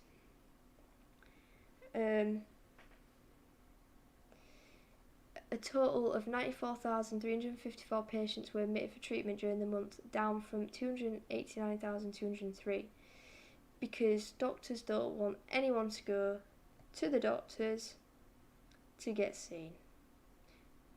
They just want it over the phone. And if you have health issues that are physical and need attention, you will be turned away. Doctors said that NHS is facing worrying times in the wake of the pandemic and that performance remains poor in hospitals around the country. They say that, but then there's been the reports of these hospitals being empty and there's not many people there. So, I mean, some would argue that the NHS is being overwhelmed, whereas others I know have commented that it is not the case, and there's been these whistleblowers or people who work in the health industry and in healthcare have spoken out and said very differing views. And the Labour Party said there are undoubtedly people who desperately need medical help but can't get it as a result of the coronavirus crisis. So there you go. There are people who really need help but they're not getting it. And they say there's the crisis. They say we need to be staying at home. Stay at home. Do your part. Treating people with the virus but not treating people who really need it. And another thing I would say is mental health. Mental health in this time has, for some people, will have declined very badly. And there are people, the elderly for example, people with dementia and the impact it's had on them, that sort of studies had shown that people with dementia during the lockdown had suffered drastically and their health had deteriorated further than as a result of the lockdown, And there are people with mental health as well, so people with anxiety, depression, people who need access to regular care and support groups, and because of what's happening, they have not got that because the NHS has stripped it all back. And the amount of, you have to think about, how many people are going to be feeling, you could say, I'm not saying for definite, the people who are feeling that life is not worth living because of what's happening and they can't get the support they need because it's not there and they're not getting the regular support they would like. Part of that, I would say, being the ability to go outside and connect with humans and just connect with people. And then that's being stripped away too. Because you're social, you're not stood near people, you're not able to see your family or your friends as you did before. When, there's people with anxiety and autism, young children who, I saw it in the news the other day, young children who are frightened and developing anxiety as a result of what's happening, and especially as a result of people wearing masks, because they find it frightening that they're having to look at these people wearing masks and they can't see their faces, and yet that's been implemented in society. And the government itself said they are considering implementing it as a social norm, so beyond it being necessary for a pandemic, pushing it more so to be just a normal everyday thing that people do and people wear, which is insane. It is insane. So Dr. Chand Nagpal, Council Chair of the British Medical Association, said the data was deeply concerning. He added, they paint a very bleak picture for the future delivery of patient care if the urgent intervention is not forthcoming. It is very disturbing because people aren't getting treated. And I do wonder how long is this going to go on for? And I think, as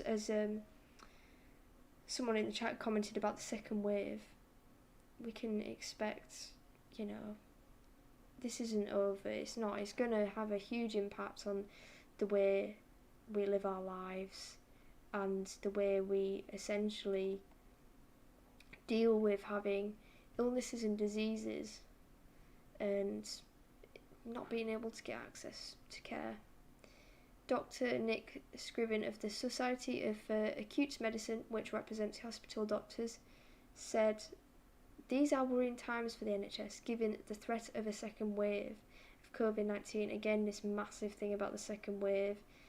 I always think when they start talking about things ahead of time, it sort of puts in your idea that there is going to be a second wave, there is going to be this, there's going to be that, so that when it comes around, you're not that surprised, if that makes sense. So when you read that, you'll be like, second wave, second wave, second wave. Comes around, you'll be like, yeah, we kind of told that was going to happen. I'm not going to react too differently. Heading for the second wave, but will go after November when Trump wins, some are saying. I think I see what you're saying, as in, I think what is going on, and I think I said this before, in terms of all of what's happening, and some other people think too, that with the pandemic is because of the election, particularly in terms of lockdown, because if people at home in the US comes around to election time, they're locked down, there'll be the push for mail-in ballots, and it will allow the Democratic Party to do fraud with the ballots and have an influence on the election and sway the votes so that Trump won't get in. So, yeah, some have said that this whole thing that is going on now, even from the very start, has been because of the upcoming election, and that they do not want Trump to get in, and they want to have this global reset and push towards a one world government sort of thing. Part of that being that Trump needs to get out of the way and be taken out of office. We are just having more cases. Yes, we are. There's more cases, but if you look at the cases, the Matt Hancock himself said that they're going to be doing an investigation into how the cases have been documented and reported, in terms of the fact that people who are dying with coronavirus, it's sort of it skewed the statistics and made it seem there are more cases or more deaths than there actually are, because they are reporting when someone dies, they put it down as coronavirus, and Matt Hancock himself had said that had been the case. So the statistics have been largely inaccurate, and they're having to investigate that. So it's not been the case of this many people died of coronavirus. It's this many people died either suspected coronavirus or with coronavirus, not of it, with suspected. So yeah, they've swayed easy because they set sail when they know there's a storm.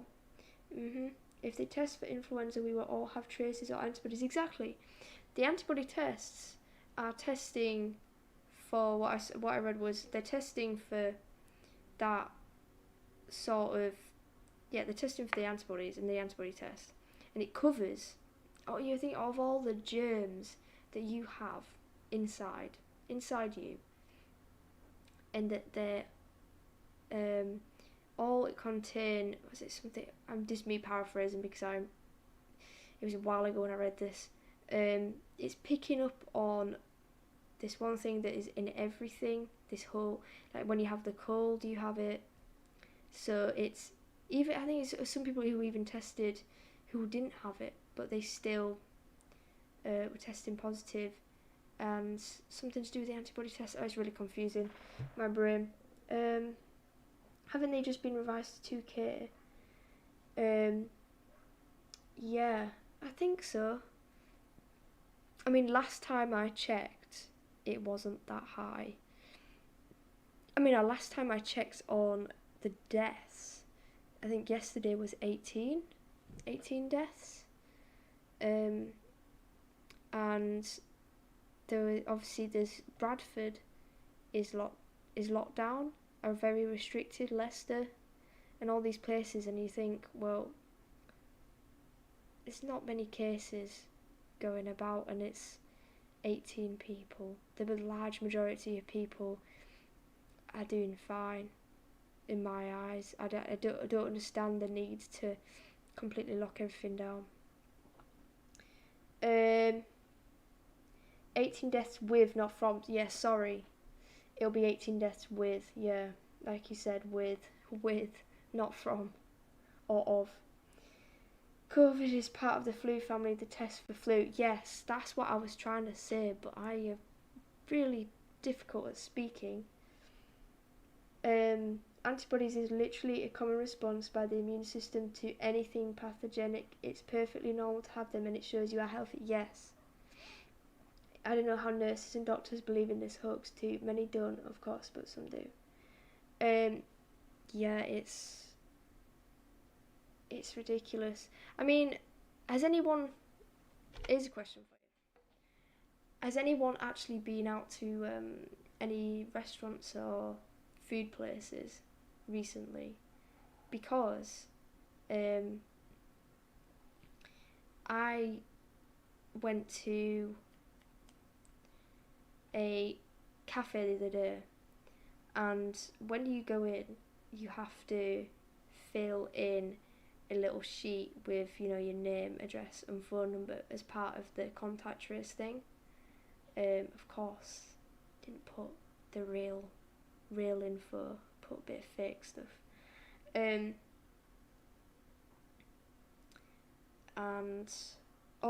if I do, it's usually, if I go with someone else, they just put it, and I don't usually put it down, or I try to avoid it. And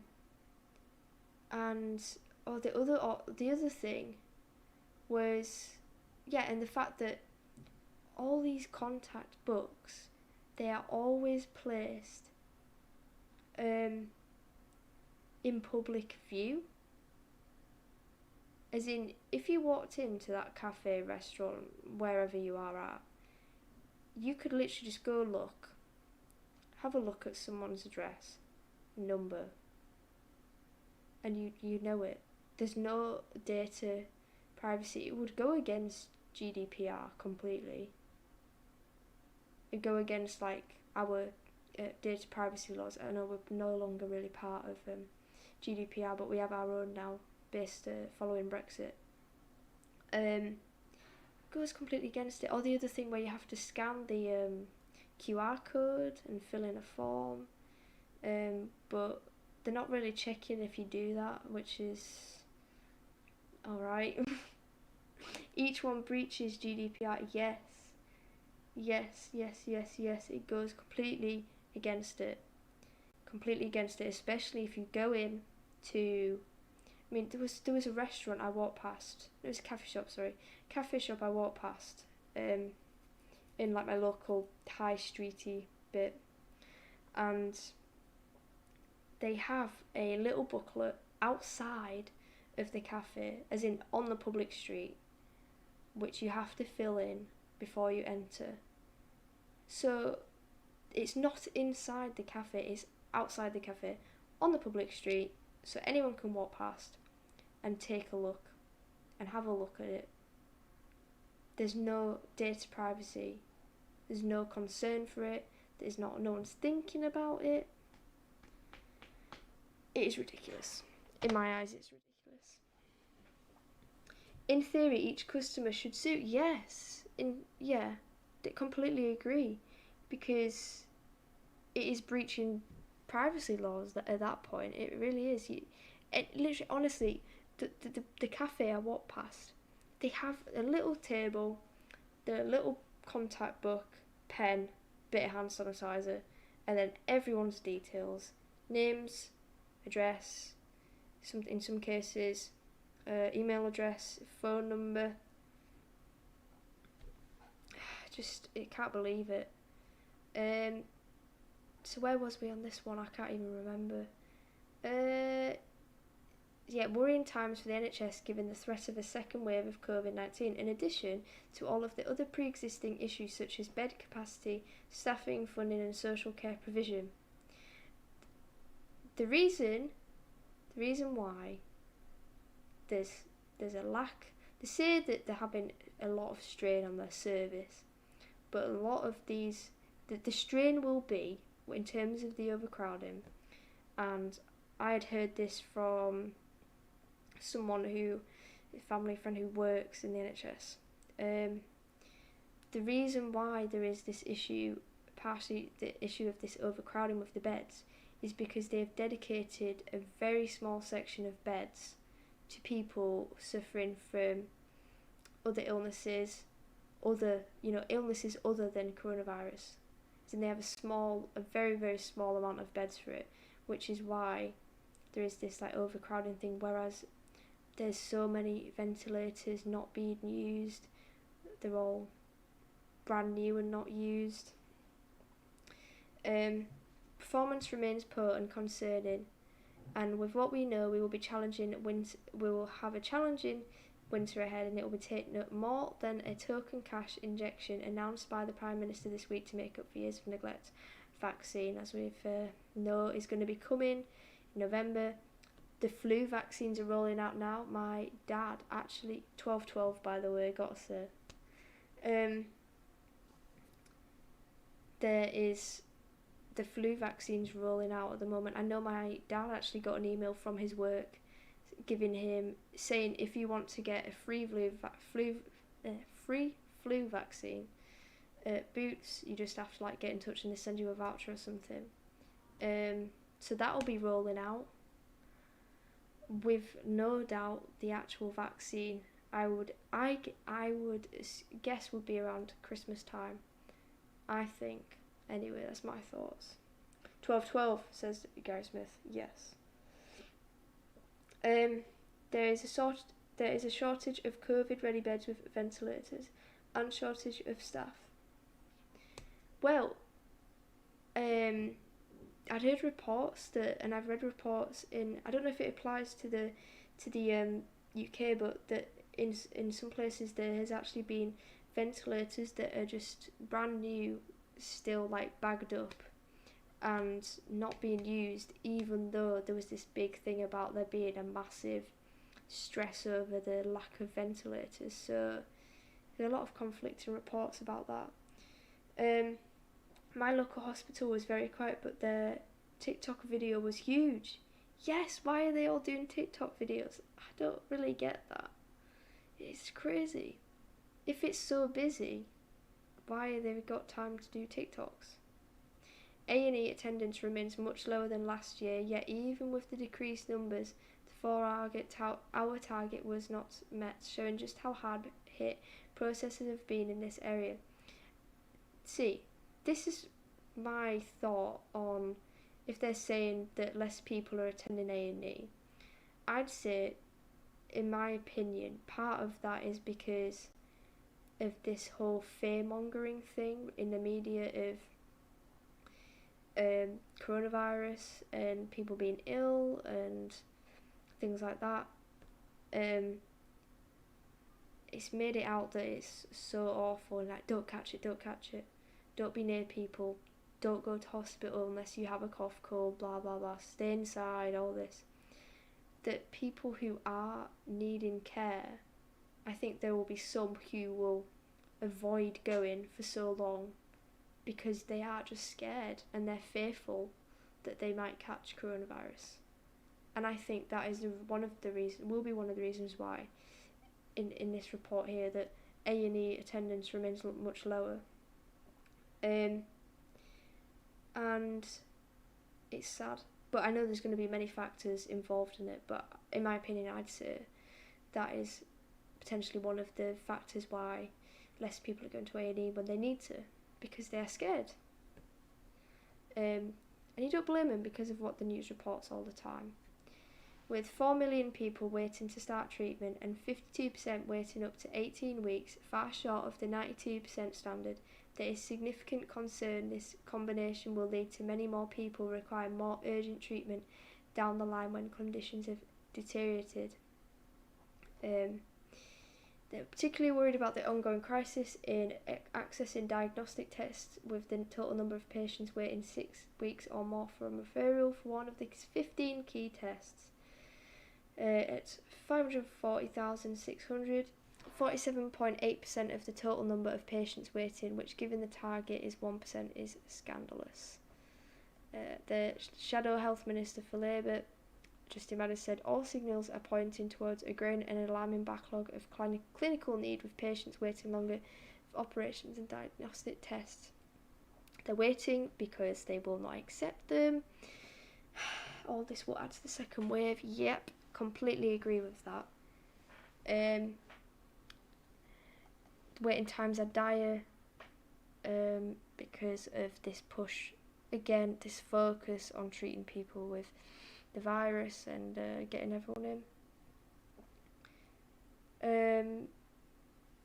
Especially concerning is the low number of people starting cancer treatment after attending national screening programs, which indicates people aren't aren't able to access screening or quick treatment. Yes, again, because they are prioritising treatment for the virus over other health issues and other health treatments. So people who really need to be seen, particularly people with cancer treatment, mental health treatment, are not getting the treatment that they need and deserve. We cannot ignore the fact that there are undoubtedly patients not getting help who may desperately need it. We supported the lockdown to suppress this horrific virus, but the far-reaching consequences for wider health outcomes must not be ignored. Didn't consider it, they don't care. That's what is the reason why they don't care. They really don't care. It wasn't part of their plan, really, was it?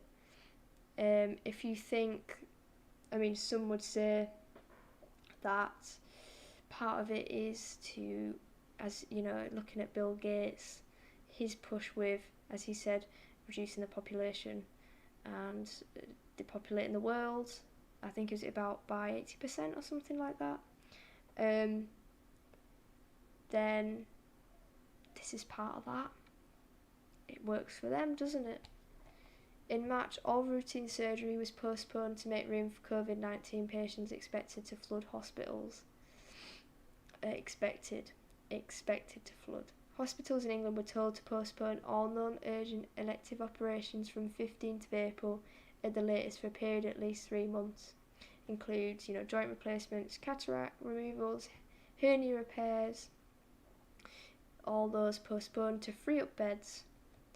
And the backlog, which could reach 10 minutes. Yeah, just think, once this, you could say once this ends, which is not going to end because the world has changed way too much to get back to where it was before, to a normal. Cause unfortunately, this is the new normal. There'll be a huge rush on people wanting to get help, and the NHS will just completely fold. It really will. And whose fault's that? Theirs. Not the people suffering. These idiots who have decided that a cold is more important than, people with suffering from cancer and who need hernia repairs and things like, treatments that would improve their quality of life. So those facing delays for operation could see their condition worsen. Yeah, that is definitely true. No doubt in that. Cancer waiting times are in a record high. Only 93.7% of patients were treated within a month of being told they needed drugs, surgery or radiotherapy. People not getting the treatment, and if they do, when? Let's scroll down. It's going on about screening, that screening is being delayed or not happening. Goes down. Macmillan's cancer support call for the backlog to be addressed to prevent cancer from being forgotten to see in the coronavirus pandemic. The delays could directly impact on many of these people's chances of survival. Yet more people are dying from things like cancer, other diseases and health issues and illnesses than the other C, in this case, the virus. And that is just not focused on. No comment on that, really, is there? It suggested people are still staying away from A&E departments because of the coronavirus outbreak. Yet, fear. There is this fear surrounding that if you are going to go, you will catch it. And the fear completely stems from the fact that the media are pushing all this scaremongering and making people feel scared to go outside, make people feel scared to go shopping, or if they're ill to go to the A&E. Obviously more people will be calling like 111 and the doctors will be like, well, can't help you because we only do phone appointments. So that is the only article I got today on coronavirus, because I know it's one of them topics that really is focused on all the time, and I know it's an important issue in terms of the way we are being told it is, in sense of the things that we have been told is definitely not true. It's a truth they want to tell, if that makes sense. It is their truth. But I think it's important to discuss because there are people who have so blindly let their freedoms be taken away. Hi, do you want a cup of tea? Yes, please, could I have a peppermint tea? I mean, I'll be down in a bit anyway, but yeah, I'll have a peppermint, please. So these people who've so blindly let their freedoms be taken away and let the government and these people in authority decide and dictate what they get to do, what they don't get to do. You know, when it started, how often you could leave the house, an hour a day. Once it bringing up, are you coming down? Oh no, I'll come down. Dad, I'll come down for it. And it's sad because unfortunately we are entering the new normal. And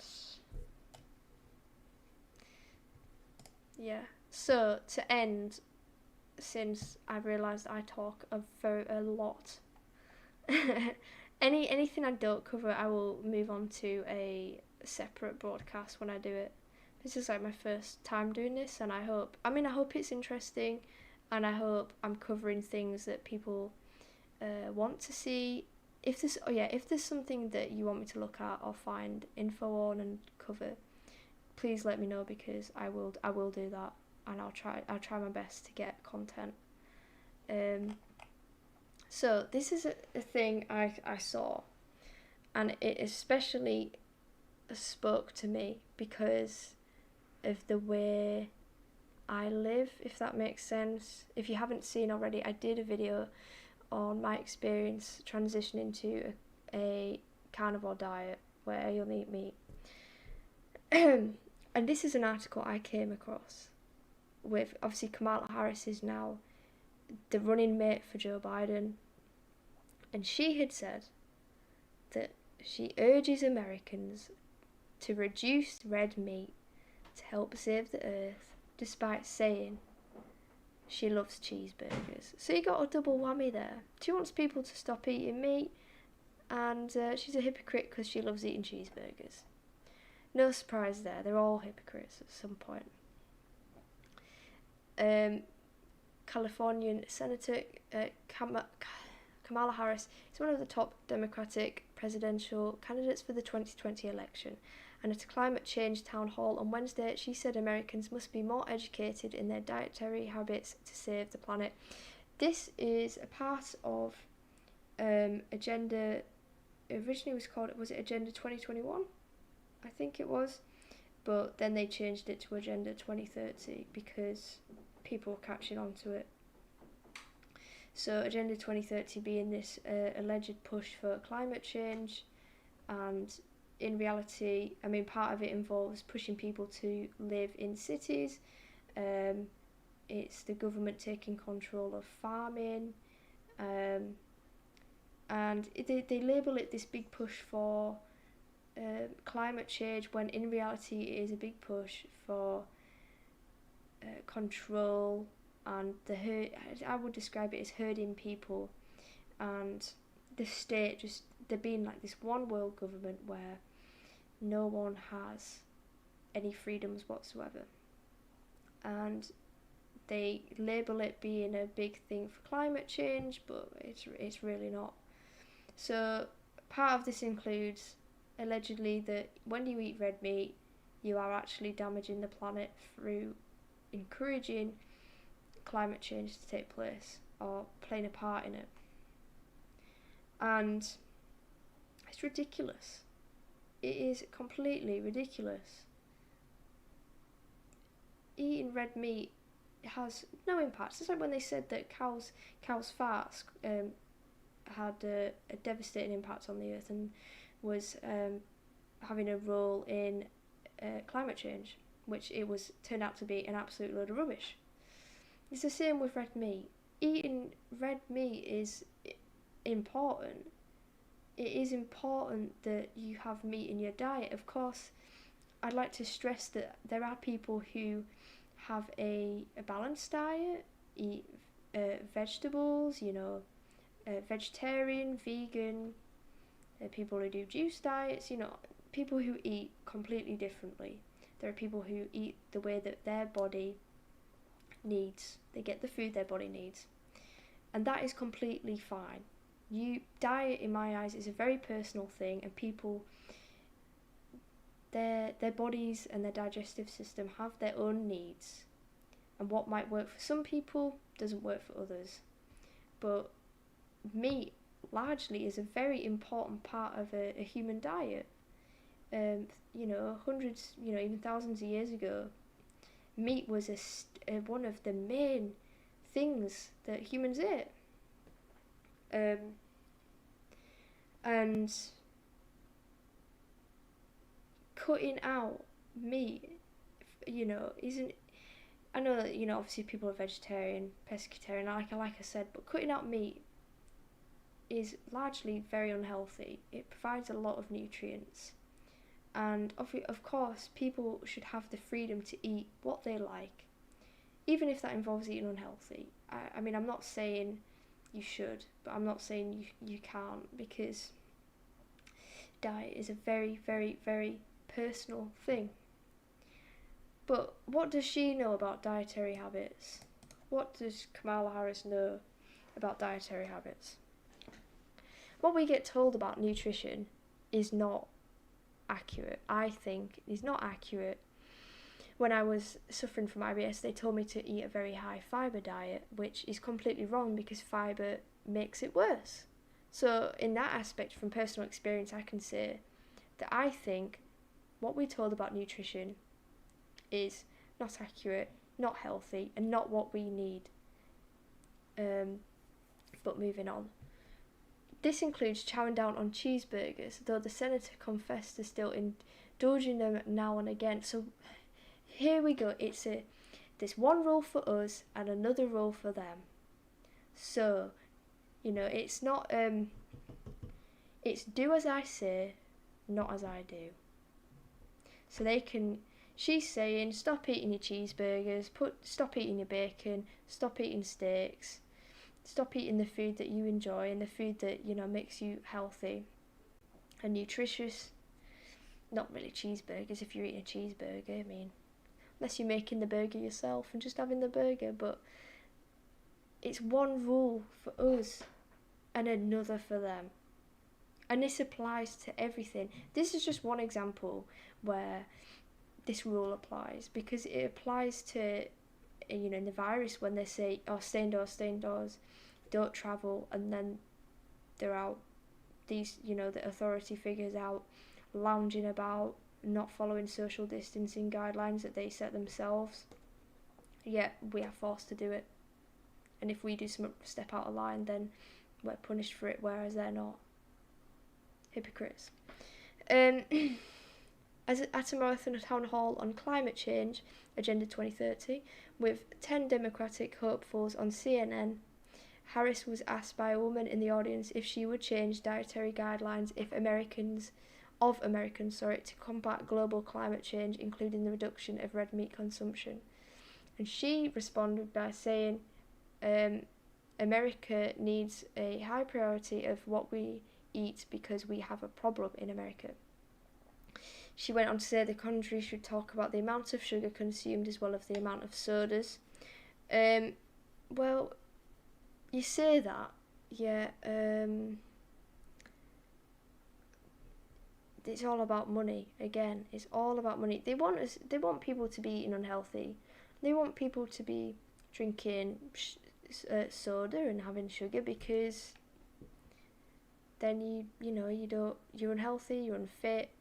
In some ways, you could argue it leads to depopulation. Some would say, but so the answer is yes, Senator Harris said. But I will also say this: the balance we have to strike is frankly about what the government can and should do around creating incentives, and then banning certain behaviours. Well, that's dangerous. Saying that you're going to ban certain things. Is this a talk about banning red meat?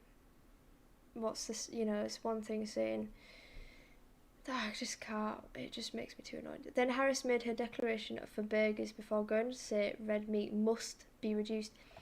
Plays into what we've seen around the world of farms being taken over by the state. You may see in South Africa that is a big issue occurring. In the UK, that is a massive issue that's happening and it's not reported at all. I would argue in some ways part of this involves the push for plant-based foods, which is a huge industry, makes so much money. It's crazy how much money the plant-based industry makes, Beyond Meat and things like that. It's a massive push for that is because it's all the unhealthy stuff. They don't want you eating meat. It's all about what can we do to make people unwell, unhealthy, keep people down, keep people controlled. If you have an unhealthy diet, you are quite sluggish, you're quite unawakened, so to speak. You're not aware, you don't want to do things or pursue your passions because you don't feel like it, because you're unwell and you're unhealthy. So diet is a big part of controlling people because a lot of health obviously stems from diet. Then Harris made her declaration for burgers. I've read that, haven't I? God, sorry. To be very honest with you, I love cheeseburgers from time to time. I just do. So you want everyone else to do one thing whilst you do another. Harris went on to say, Americans must create healthy eating habits, keep eating food in moderation, and that we will be educated about the effects of our eating habits on our environment. The plant-based industry, and say, I might have mentioned this the other day, that to get a handful of almonds, to farm a handful of almonds, it kills one bee. Whereas, getting meat from a cow, you kill the cow. So think of how many, almonds are farmed each year, and from a farm, how many bees are being killed, and the effect that getting coconut oil, the impact that has on the environment, that all of it. I think it.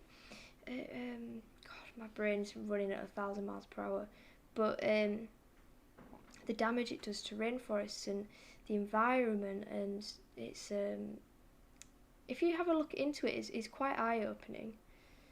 My dietist told me to lose weight. I needed to eat pasta with legumes in it and cut out meat and gravy. I tried it and got fatter and constipated. Yeah, it's crazy, isn't it? how we are suggested by doctors to eat a certain diet, or it's always around the same sort of foods. So, like you said, grains and legumes and things like that. When I went to the fibre deficient, his story, when I went to the, you might have heard or not, but when I went to the doctors, this was ages ago, one of the first things that got suggested to me was the low FODMAP diet, the elimination diet for IBS. And I was genuinely, I did try it for a little bit, but I was genuinely questioning it, because for weeks it would mean that the only things I can eat was basically rice and pasta. And if it's a diet that's supposed to be helping your health, how is rice and pasta going to benefit you in any way? It's starchy, it's not really food at all. It's a very basic thing, and you know you're told to eat pasta in moderation, yet you're being put on that. I don't get it. I've been on carnivore diet now, soon 6 months, and I'm 1,000 times healthier. That is really great to hear that it's really helping you out. I'm the same. I mean, because of the weather, some of my symptoms, like with bloating, has returned a little bit, but it's because hot weather, if you are sensitive, to have a sensitive stomach, or your digestive system is sensitive, and your body's quite sensitive to things, especially environmental factors, then you can have physical things like bloating and such. With the hot weather, you're also holding on to a lot of water, so that's fun. But yeah, but I'm completely same with you on that, fibre deficient. My carnivore diet is really helping me out. It is crazy.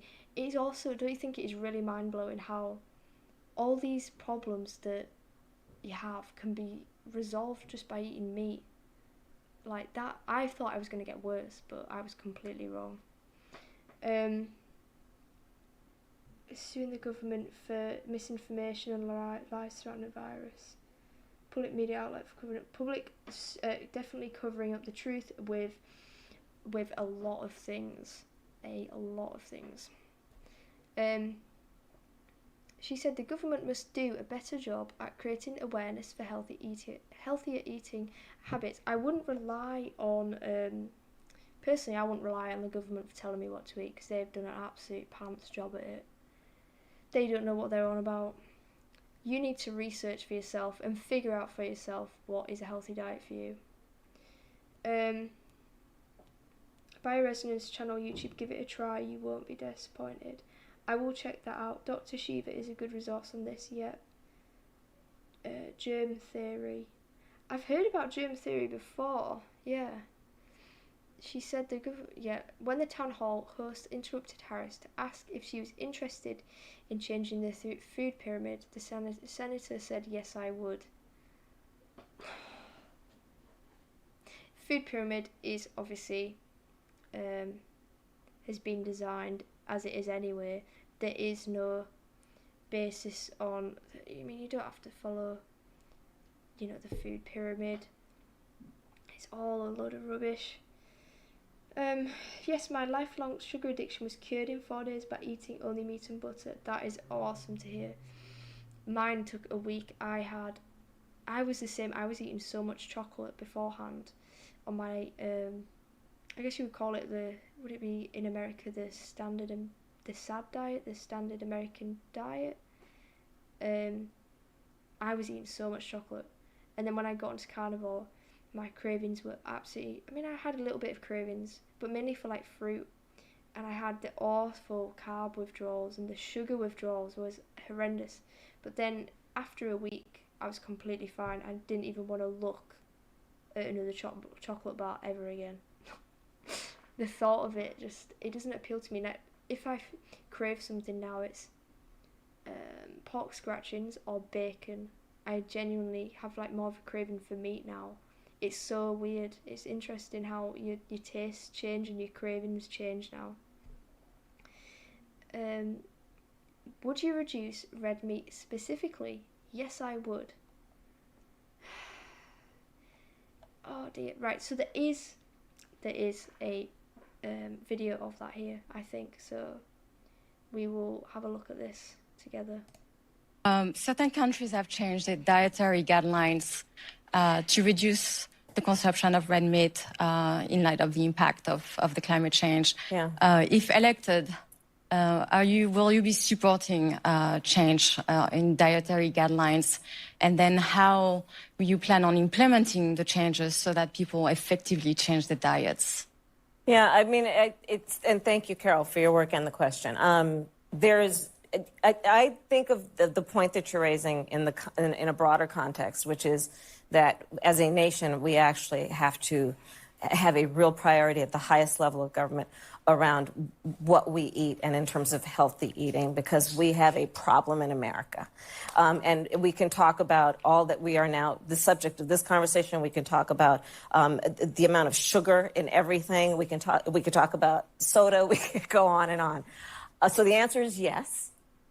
But I'll also say this, the balance that we have to strike here, frankly, is about what government can and should do around creating incentives and then banning certain behaviors. I mean, just to be very honest with you, I love cheeseburgers from time to time, right? I mean, I just do. And I think that, but there has to be also what we do in terms of creating incentives that we will eat in a healthy way, that we will encourage moderation, and that we will be educated about the effect of our eating habits on our environment.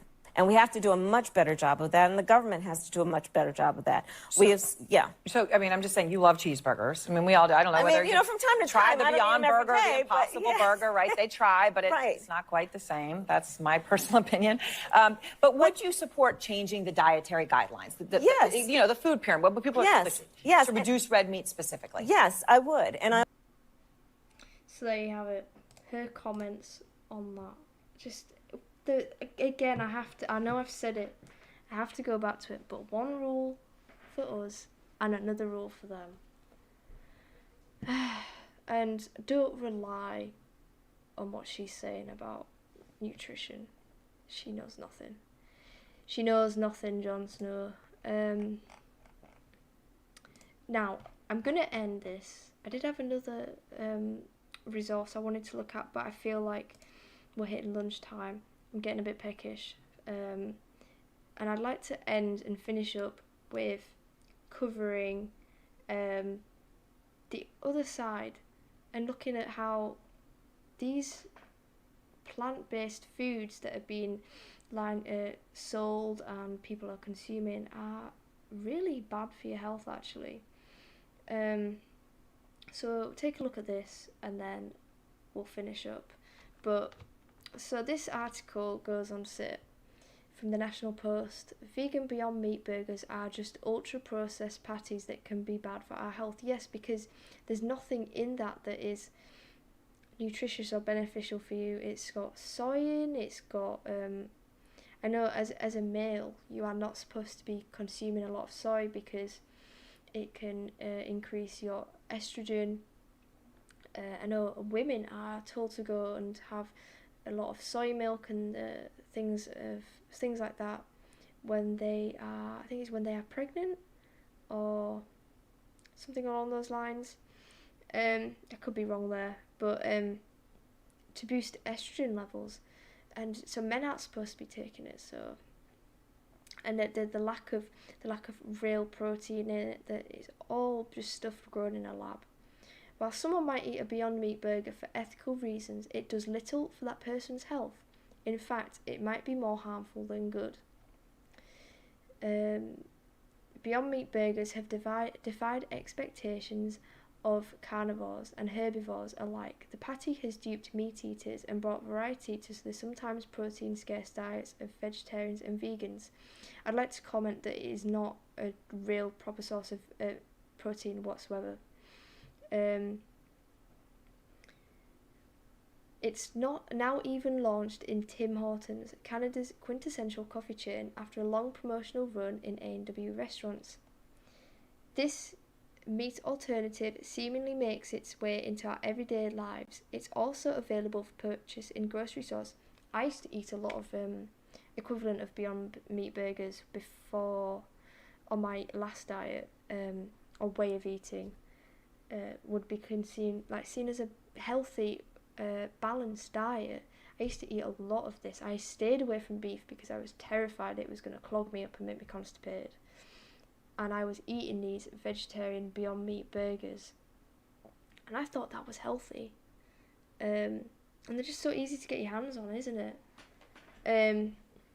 While some people are switching to Beyond Meat for environmental and ethical reasons, dietitians like Amanda Lapidus and Abby Langer say there is cause for worry about the health halo being placed on these meat alternatives. It's being pushed that this is so much healthier than meat, that these items of food are really healthy, and that you need to be eating them and cutting out meat.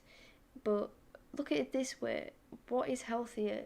A cow, eating meat from a cow that's been grazing on, grass, and is being grass fed and organic, you got the meat from a local butcher, or you've gone directly to a farm shop and sourced it, or eating a burger that has been squished together in a science lab. What's healthier? Just look at it that way. The Beyond Meat burger is technically a processed food. Well, it's not technically, it is a processed food. We know that diets higher in processed foods are linked to the development of disease. Exactly. So eating these food items that is completely processed it's not a health food whatsoever. It is a processed food made in a lab. There's no question about that. It will make you ill. They're often high in calories. They are, which I may say, when you are on a carnivore diet, if you are, calories, in essence, there is not the same push on this huge focus on calories. I know I was concerned about calories on my standard way of eating.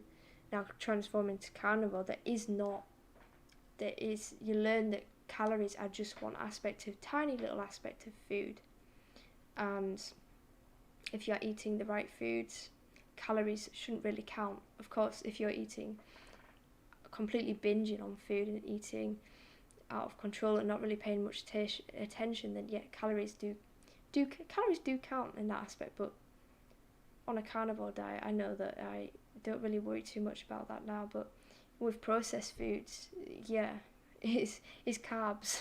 It's just carbs. Soy and pea protein seed oils, random chemicals, high in trans fats, has no fat soluble vitamins. It's like eating a donut. Yes, because it is, like they say, a processed food. And also pea protein is often absolutely loaded with lead. It often contains microplastics. The detrimental effect of soy. Pea protein, like I said, is absolutely loaded with gunk. And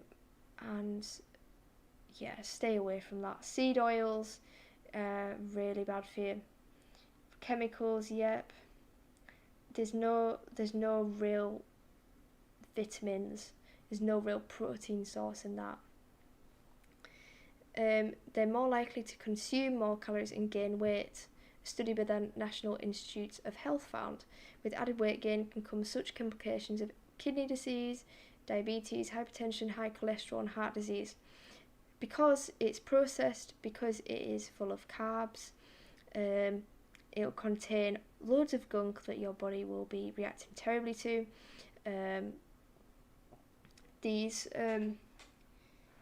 Watch stock on Nurse Erin. Ventilators are not always needed with patients. Just use coconut oil or avocado or nut fat. Again, some people do react badly to seed oils, and I mean, I especially do. When I first went to carnivore, I was eating avocado still. So I guess that's keto in a way. And I was reacting quite badly to that. So I think seed oils are very unhealthy. I think there's more we need to focus and learn about on that, especially with also these healthy fats we are supposedly supposed to be cooking with. But yeah, everyone reacts differently. As I said, the body, what one person's body needs will be completely different. Just because a product is plant-based doesn't mean it's automatically healthy. French fries are plant-based, yes. And it's because it's carbs. It's because it is full of carbohydrates. These things which cause disease, cause illness. If you're eating such a high carb diet, there is no real nutrition in that whatsoever. In fact, Aroma's vegan burger made with a Beyond Meat patty and salad will set you back 990 calories, 63.9 grams of fat and 1,530 milligrams of sodium. I'd like to comment. The unhealthy part of this is the fact that it is just a processed food. It's not a real food at all. There's no nutrition there compared to just eating a burger, a organically grass-fed beef burger to say, or if you had a steak or something like that. The nutrients are in that will benefit you and it's everything you need in that. Of course, I'd like to comment that is what we think we know about fat and salt. Again, I would urge you to look into the fact that we actually do need a lot of high fat diet. And by high fat, I don't mean eating processed junk. I mean eating genuine sources of fat. The same goes for salt. If you can get your hands on some pink Himalayan salt, especially, I do urge you to maybe have a look into that. I understand the ethical part, although I don't agree with it. But can vegans stop pushing their processed junk as healthy alternatives to meat? I think if you're getting meat from a local butcher or a farm shop, or you have a local farm and you're getting meat there and it's organic, it's grass-fed, and you know how these animals before they die have lived essentially a happy life, then I don't see the issue with the ethical side of things in terms of if it's organic and grass-fed, these cows have been happy, these pigs have been happy, they've lived a life where they can roam free, then I mean, I don't see the ethical, to me there's no ethical issue to be made there personally. I can understand in terms of sourcing meat, getting your meat from a supermarket or something like that, where it's just highly likely that these animals are in cages. So I can see it from that perspective, but I don't agree with the push for everyone else to follow a certain way and live a certain way and eat a certain way just because one person and one group of people say so. And it's being pushed. It is being pushed. I completely agree with you. Fibre deficient. Being Beyond Meat, which positions itself as a food product that can directly compete with meat in taste, texture, nutrition, debatable, has found relative mainstream success in Canada, and other producers have started making their own versions of plant-based proteins. Quebec-based Veggies, Maple Leaf Foods, and President's Choice have all launched a pea protein burger. Well, I will say, if you go to the supermarket now and you go down the meat aisle, the vegetarian section in the meat aisle is absolutely full of vegetarian burgers. The range, the selection, the plant-based foods is grown so much. There's just absolutely everything you can get. and it's all just processed food. I mean, I'm assuming that's supposed to be the Beyond Meat burger. It doesn't look too appetising. Langer said, plant-based burgers create more variety for those seeking meat alternatives instead of relying on tofu and legumes, which are really terrible for you. Vegetarians and vegans can consume meat, Beyond Meat, as an occasional treat. Occasional treat, and yet it's being pushed that this is actually a health food. I mean, for someone who, I know a lot of people who, in real life, I know some people who are really pushing Beyond Burgers, plant-based food, plant-based ways of eating, and they're always eating Beyond Burgers. They're always eating meat alternatives. And if you would say, well, it's actually just really processed food, they would probably shoot me. It's not a healthy option. Sorry, where was it? Yeah, would I eat it every day? No. Would I eat a burger every day? No. I wouldn't. It's the same thing. I would point out that if you are going to a fast food restaurant to eat a burger, then you are getting the fries, you're getting the bun, you're getting the sides, carbohydrates, a very carb-heavy meal. Whereas if you're just having a burger on a plate, as in the burger meat by itself, the patty, which is organic, grass-fed, as in the meat's organic from a grass-fed cow. It is a difference there. You're not having the fries with it. I'd just like to add that. Lapidus said that her concerns about Beyond Meat vary from person to person. If, for example, someone who isn't a regular A&W customer or fast food consumer starts to regularly seek out the plant-based burger, that's not a healthy option. If it's the opposite, where it's regular fast food eaters swapping their beef burger for a Beyond Burger, it might not be too bad, but it's an occasional treat. It's not something you want to be putting into your diet and eating every single day, because it's highly processed. In Sweden, cows can only get grass 5 to 6 months per year due to climate, but I tried to find the ones who eat higher quality here in the winter and not grains. Yeah, it's just, I think it's difficult, and I think it's especially difficult with the what's going on with meat farming and the push to with the government to take control of farms as well. I think if you know where you can get your meat and where you can source it, and it's the best option available, then yeah, go for it. I mean, I've started getting a lot of my meat from my local butcher, and I got to say the quality of the bacon there. I mean, I used to eat a lot of just bacon from the supermarket, but then started getting this really thick cut bacon from the local butcher, and the quality is completely different. It is absolutely unbelievable. It also depends on someone's personal health history. She said, if you're somebody who's risk of colorectal cancer, eating more red meat is going to further increase your risk for developing colorectal cancer. I would urge people to maybe read into the impact of just eating zero carbs or a keto diet and how this has had an impact on people's health issues. You might be quite surprised.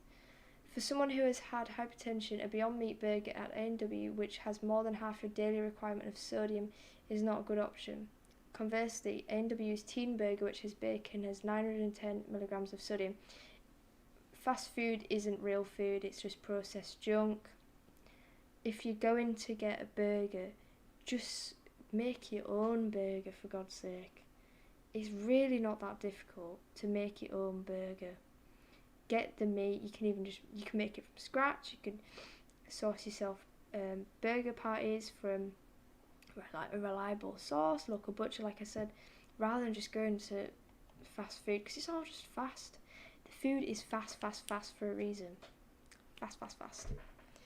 A 113 gram Beyond Meat patty has 250 calories, 18 grams of fat, 390 milligrams of sodium, and 20 grams of protein. Barely any protein compared to having a normal red meat or burger. Health Canada says 113 grams of lean ground beef contains 292 calories, 16.5 grams of fat, 105 milligrams of sodium, and 33 grams of protein. Just eat meat, is what it's saying. For comparison, 113 grams of, and what the heck that is, Eve's veggie burger, which is typically 75 grams, contains 165 calories, 9 grams of fat, 602.4 milligrams of sodium, and 18 grams of protein. So it's now in that. Consumers are blindly purchasing foods they think are healthy. Yeah, so they're getting it because they think it's healthy because it's called a plant. People think of plants and they go, ooh, it's healthy because it's a plant. Nah, it ain't. Processed. Michael Rogers, a food scientist at the University of Guelph, worries the proliferation of Beyond Meat is only adding to a growing food crisis, where in Canada, 50% of people's calories come from ultra-processed foods. Yeah, and I think that's more than just Canada, it goes for the rest of the world. People are just stuffing their faces with processed junk, or they are turning to foods they think they're healthy, like plant-based foods, which is just processed foods. Like I keep repeating myself like a broken record, but it is just processed food. If it's made in a lab, it's not food in my opinion. It is not a food. It is a science experiment. It's junk. You shouldn't be eating it. The Heart and Stroke Foundation defines ultra-processed foods as those that go through multiple processes. So they've said extrusion, moulding, milling, etc. Contain many added ingredients and are highly manipulated. Just like this burger that's full of, like Fibre Deficient said, soy, pea protein, chemicals, additives, loads of junk that you shouldn't be eating, along with, just other, there's all sorts of plant-based foods now, and it's insane because it's just not real food. You see it and it looks and it's presented healthy. You flip it over and you look at the nutrition, and again you have some feeling that it is healthy, but then you look at the ingredients, it's just rubbish. This includes hot dogs, chicken nuggets, sweetened breakfast cereals, ice cream and chocolate.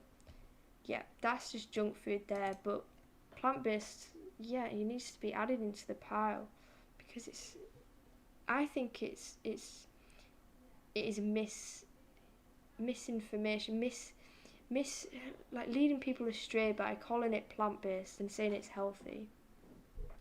For the last million years, we've evolved with a very specific diet that's been based on whole foods. The diet, again, it's a diet that years and years and years and years ago, hundreds of years ago, we wouldn't have had access to a plant-based burger, so why should we be eating it now? Just a thought for you. There hasn't been a change in our diets this drastic in all of human evolution. That's a lie. I would say it's a lie, because was our ancestors eating a plant-based Beyond Burger? They was eating meat, and they was eating seasonal foods. They wasn't eating, I wouldn't say they was eating a whole food diet. They was eating a very heavy meat-based diet and seasonal fruits and potentially vegetables too. With the exception of one event in human history when early evolutionary ancestors ventured from forest into pastoral land and started agricultural practices more than 12,000 years ago.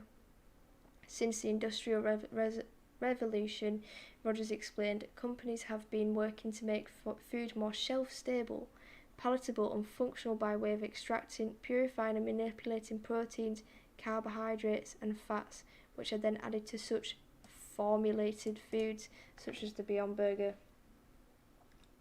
It's not food. Making food more shelf stable, makes me think about the Twinkie, which is disgusting. I remember when I had Twinkie, I didn't really like it. But, you know, you leave that and it will last forever because it is just chemicals. So shelf stable just makes me think about Twinkies.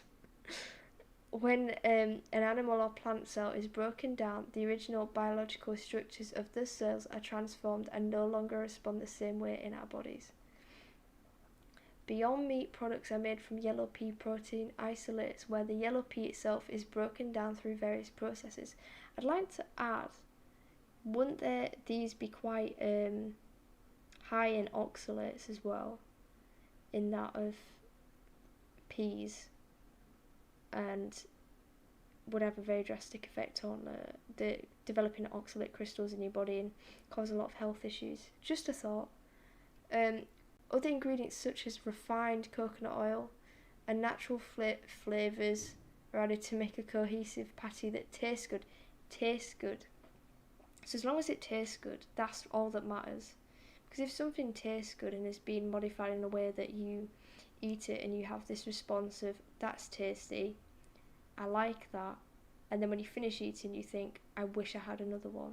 So it's not, in this case, the plant-based industry makes so much money, it's worth millions. And it's all about taste, because if something tastes nice, you're going to buy it again because you want to have that experience that was very pleasurable. So there's no thoughts on nutrition whatsoever. It's not. When we consume food products, I missed a bit. Where this gets troublesome is consumers now see that this vegan burger has pea protein, associate it with a vegetarian product, which is formulated from all these refined ingredients, and they think it's the same as eating a lot of peas, and it goes for other things as well. So refined coconut oil is terrible, needs to be cold pressed. Yeah, if you can get organic coconut oil as well. So they think it's not the same. If something's being manipulated, it is really not the same. It's not. When we consume food products that have been refined, the structures that exist to slow down digestion are removed. Again, it also is spiking your insulin and your blood sugar levels, which is not very good.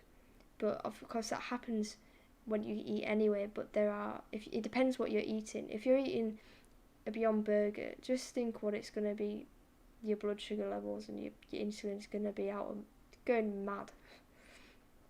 As a result, our bodies consume the energy of the food much quicker and easier, spiking our insulin, which can lead to the onset of diabetes.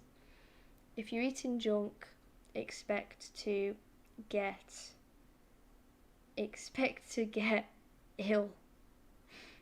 Don't complain when you're eating junk and you say, why am I ill? Just take a look at your diet and your lifestyle. Think of brown rice, which again, not a health food. Rogers said, when the outer layer, the bran, is polished to make white rice, our bodies digest the carbohydrates, carbs, much quicker, and it transforms from a complex carbohydrate to a simple one. That looks a bit gross. I don't know what that bottom bit is. We've created a whole new form of malnutrition that from an evolutionary perspective it didn't exist till 100 years ago. There is no anthropological evidence to suggest type 2 diabetes. There's no anthropological evidence that suggests that diseases like metabolic syndrome even existed 100 years ago. And that is a direct consequence of the ultra-processing of our foods. These consumers are blindly purchasing foods that they think are healthy because they associate it with a plant. But once the food has been processed, it doesn't matter if it came from a plant or a piece of cardboard. Whatever, the whole food has gone. So hundreds of years ago, so many illnesses that we suffer from today and are so common didn't even exist. They wasn't a thing because we wasn't processing our food. We wasn't just eating for the sake of eating. We were eating for survival, we were eating to live. But nowadays, we eat for enjoyment, we eat for pleasure, and we just eat things that aren't food because it tastes nice, because in this case we think it's healthy. You know, people want to follow trends that are healthy, and if it's being pushed that Beyond Meat is the next best thing, you're saving the planet, you're doing this, you're doing that. Some people do feel like they want to be a part of that movement and they want to make a change and live a healthy lifestyle, but don't spend the time and sit down to read about what impacts that actually will have on you as an individual, on your health. Despite all the warnings, Lapidus, Langer and Rogers all agreed that having processed food in your diet isn't entirely bad, so as long as it's in moderation. Again, depends on the person. If you are happy to eat processed food and that is a part of your lifestyle, no one's stopping you from doing that. But I would consider how is that actually benefiting your life? How is that making your life better? Could you do with cutting it out? I mean, my experiences and just reading and researching and thinking and reflecting, I think I realised that you don't need to eat processed foods. You really don't. But everyone's different. Everyone eats differently, and that's my thought on it. So he says, so go ahead and delight in a plant-based burger if your heart desires, but as Langer said, use common sense. By common sense, I would think, just realise it is not a food. It is, like here, a piece of cardboard. You're better off chewing on a bit of paper. You're better off, I mean, it's the same as eating a chocolate bar, it's the same as eating anything. It's not food, it is not real. I would consider thinking about your diet. Your diet is very important, and if you're going to eat foods like this and wonder why you are maybe getting ill or suffering, maybe worth taking a look at your diet and thinking how you can change it and improve it. But everyone's an individual, everyone eats differently, and I think people need to understand that. It's 1313.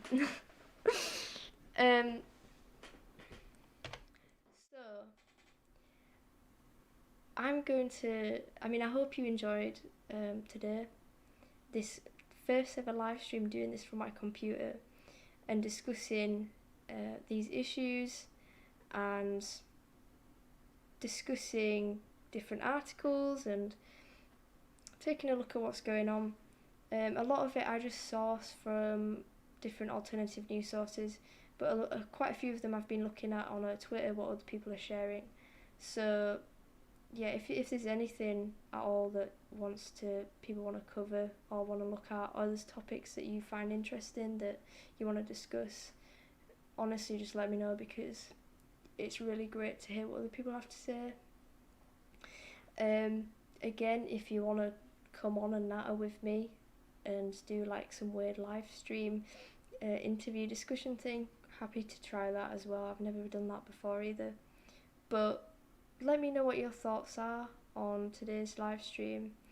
I tried to cover a variety of topics, and I tried to cover things that have an impact and need to be looked at. I mean, the carnivore side of things is just my personal interest as well coming in there. But yeah, I hope you learnt something, and I'd just like to say that if you enjoyed and learn something from this. I think learning is, I won't say enjoyed, because we covered a lot of topics that aren't to be enjoyed. It's to learn from and to educate people. If you learned something, please do subscribe to my YouTube channel, which is Dare To Fly. So if you are watching this, subscribe, because you might be watching it live on YouTube.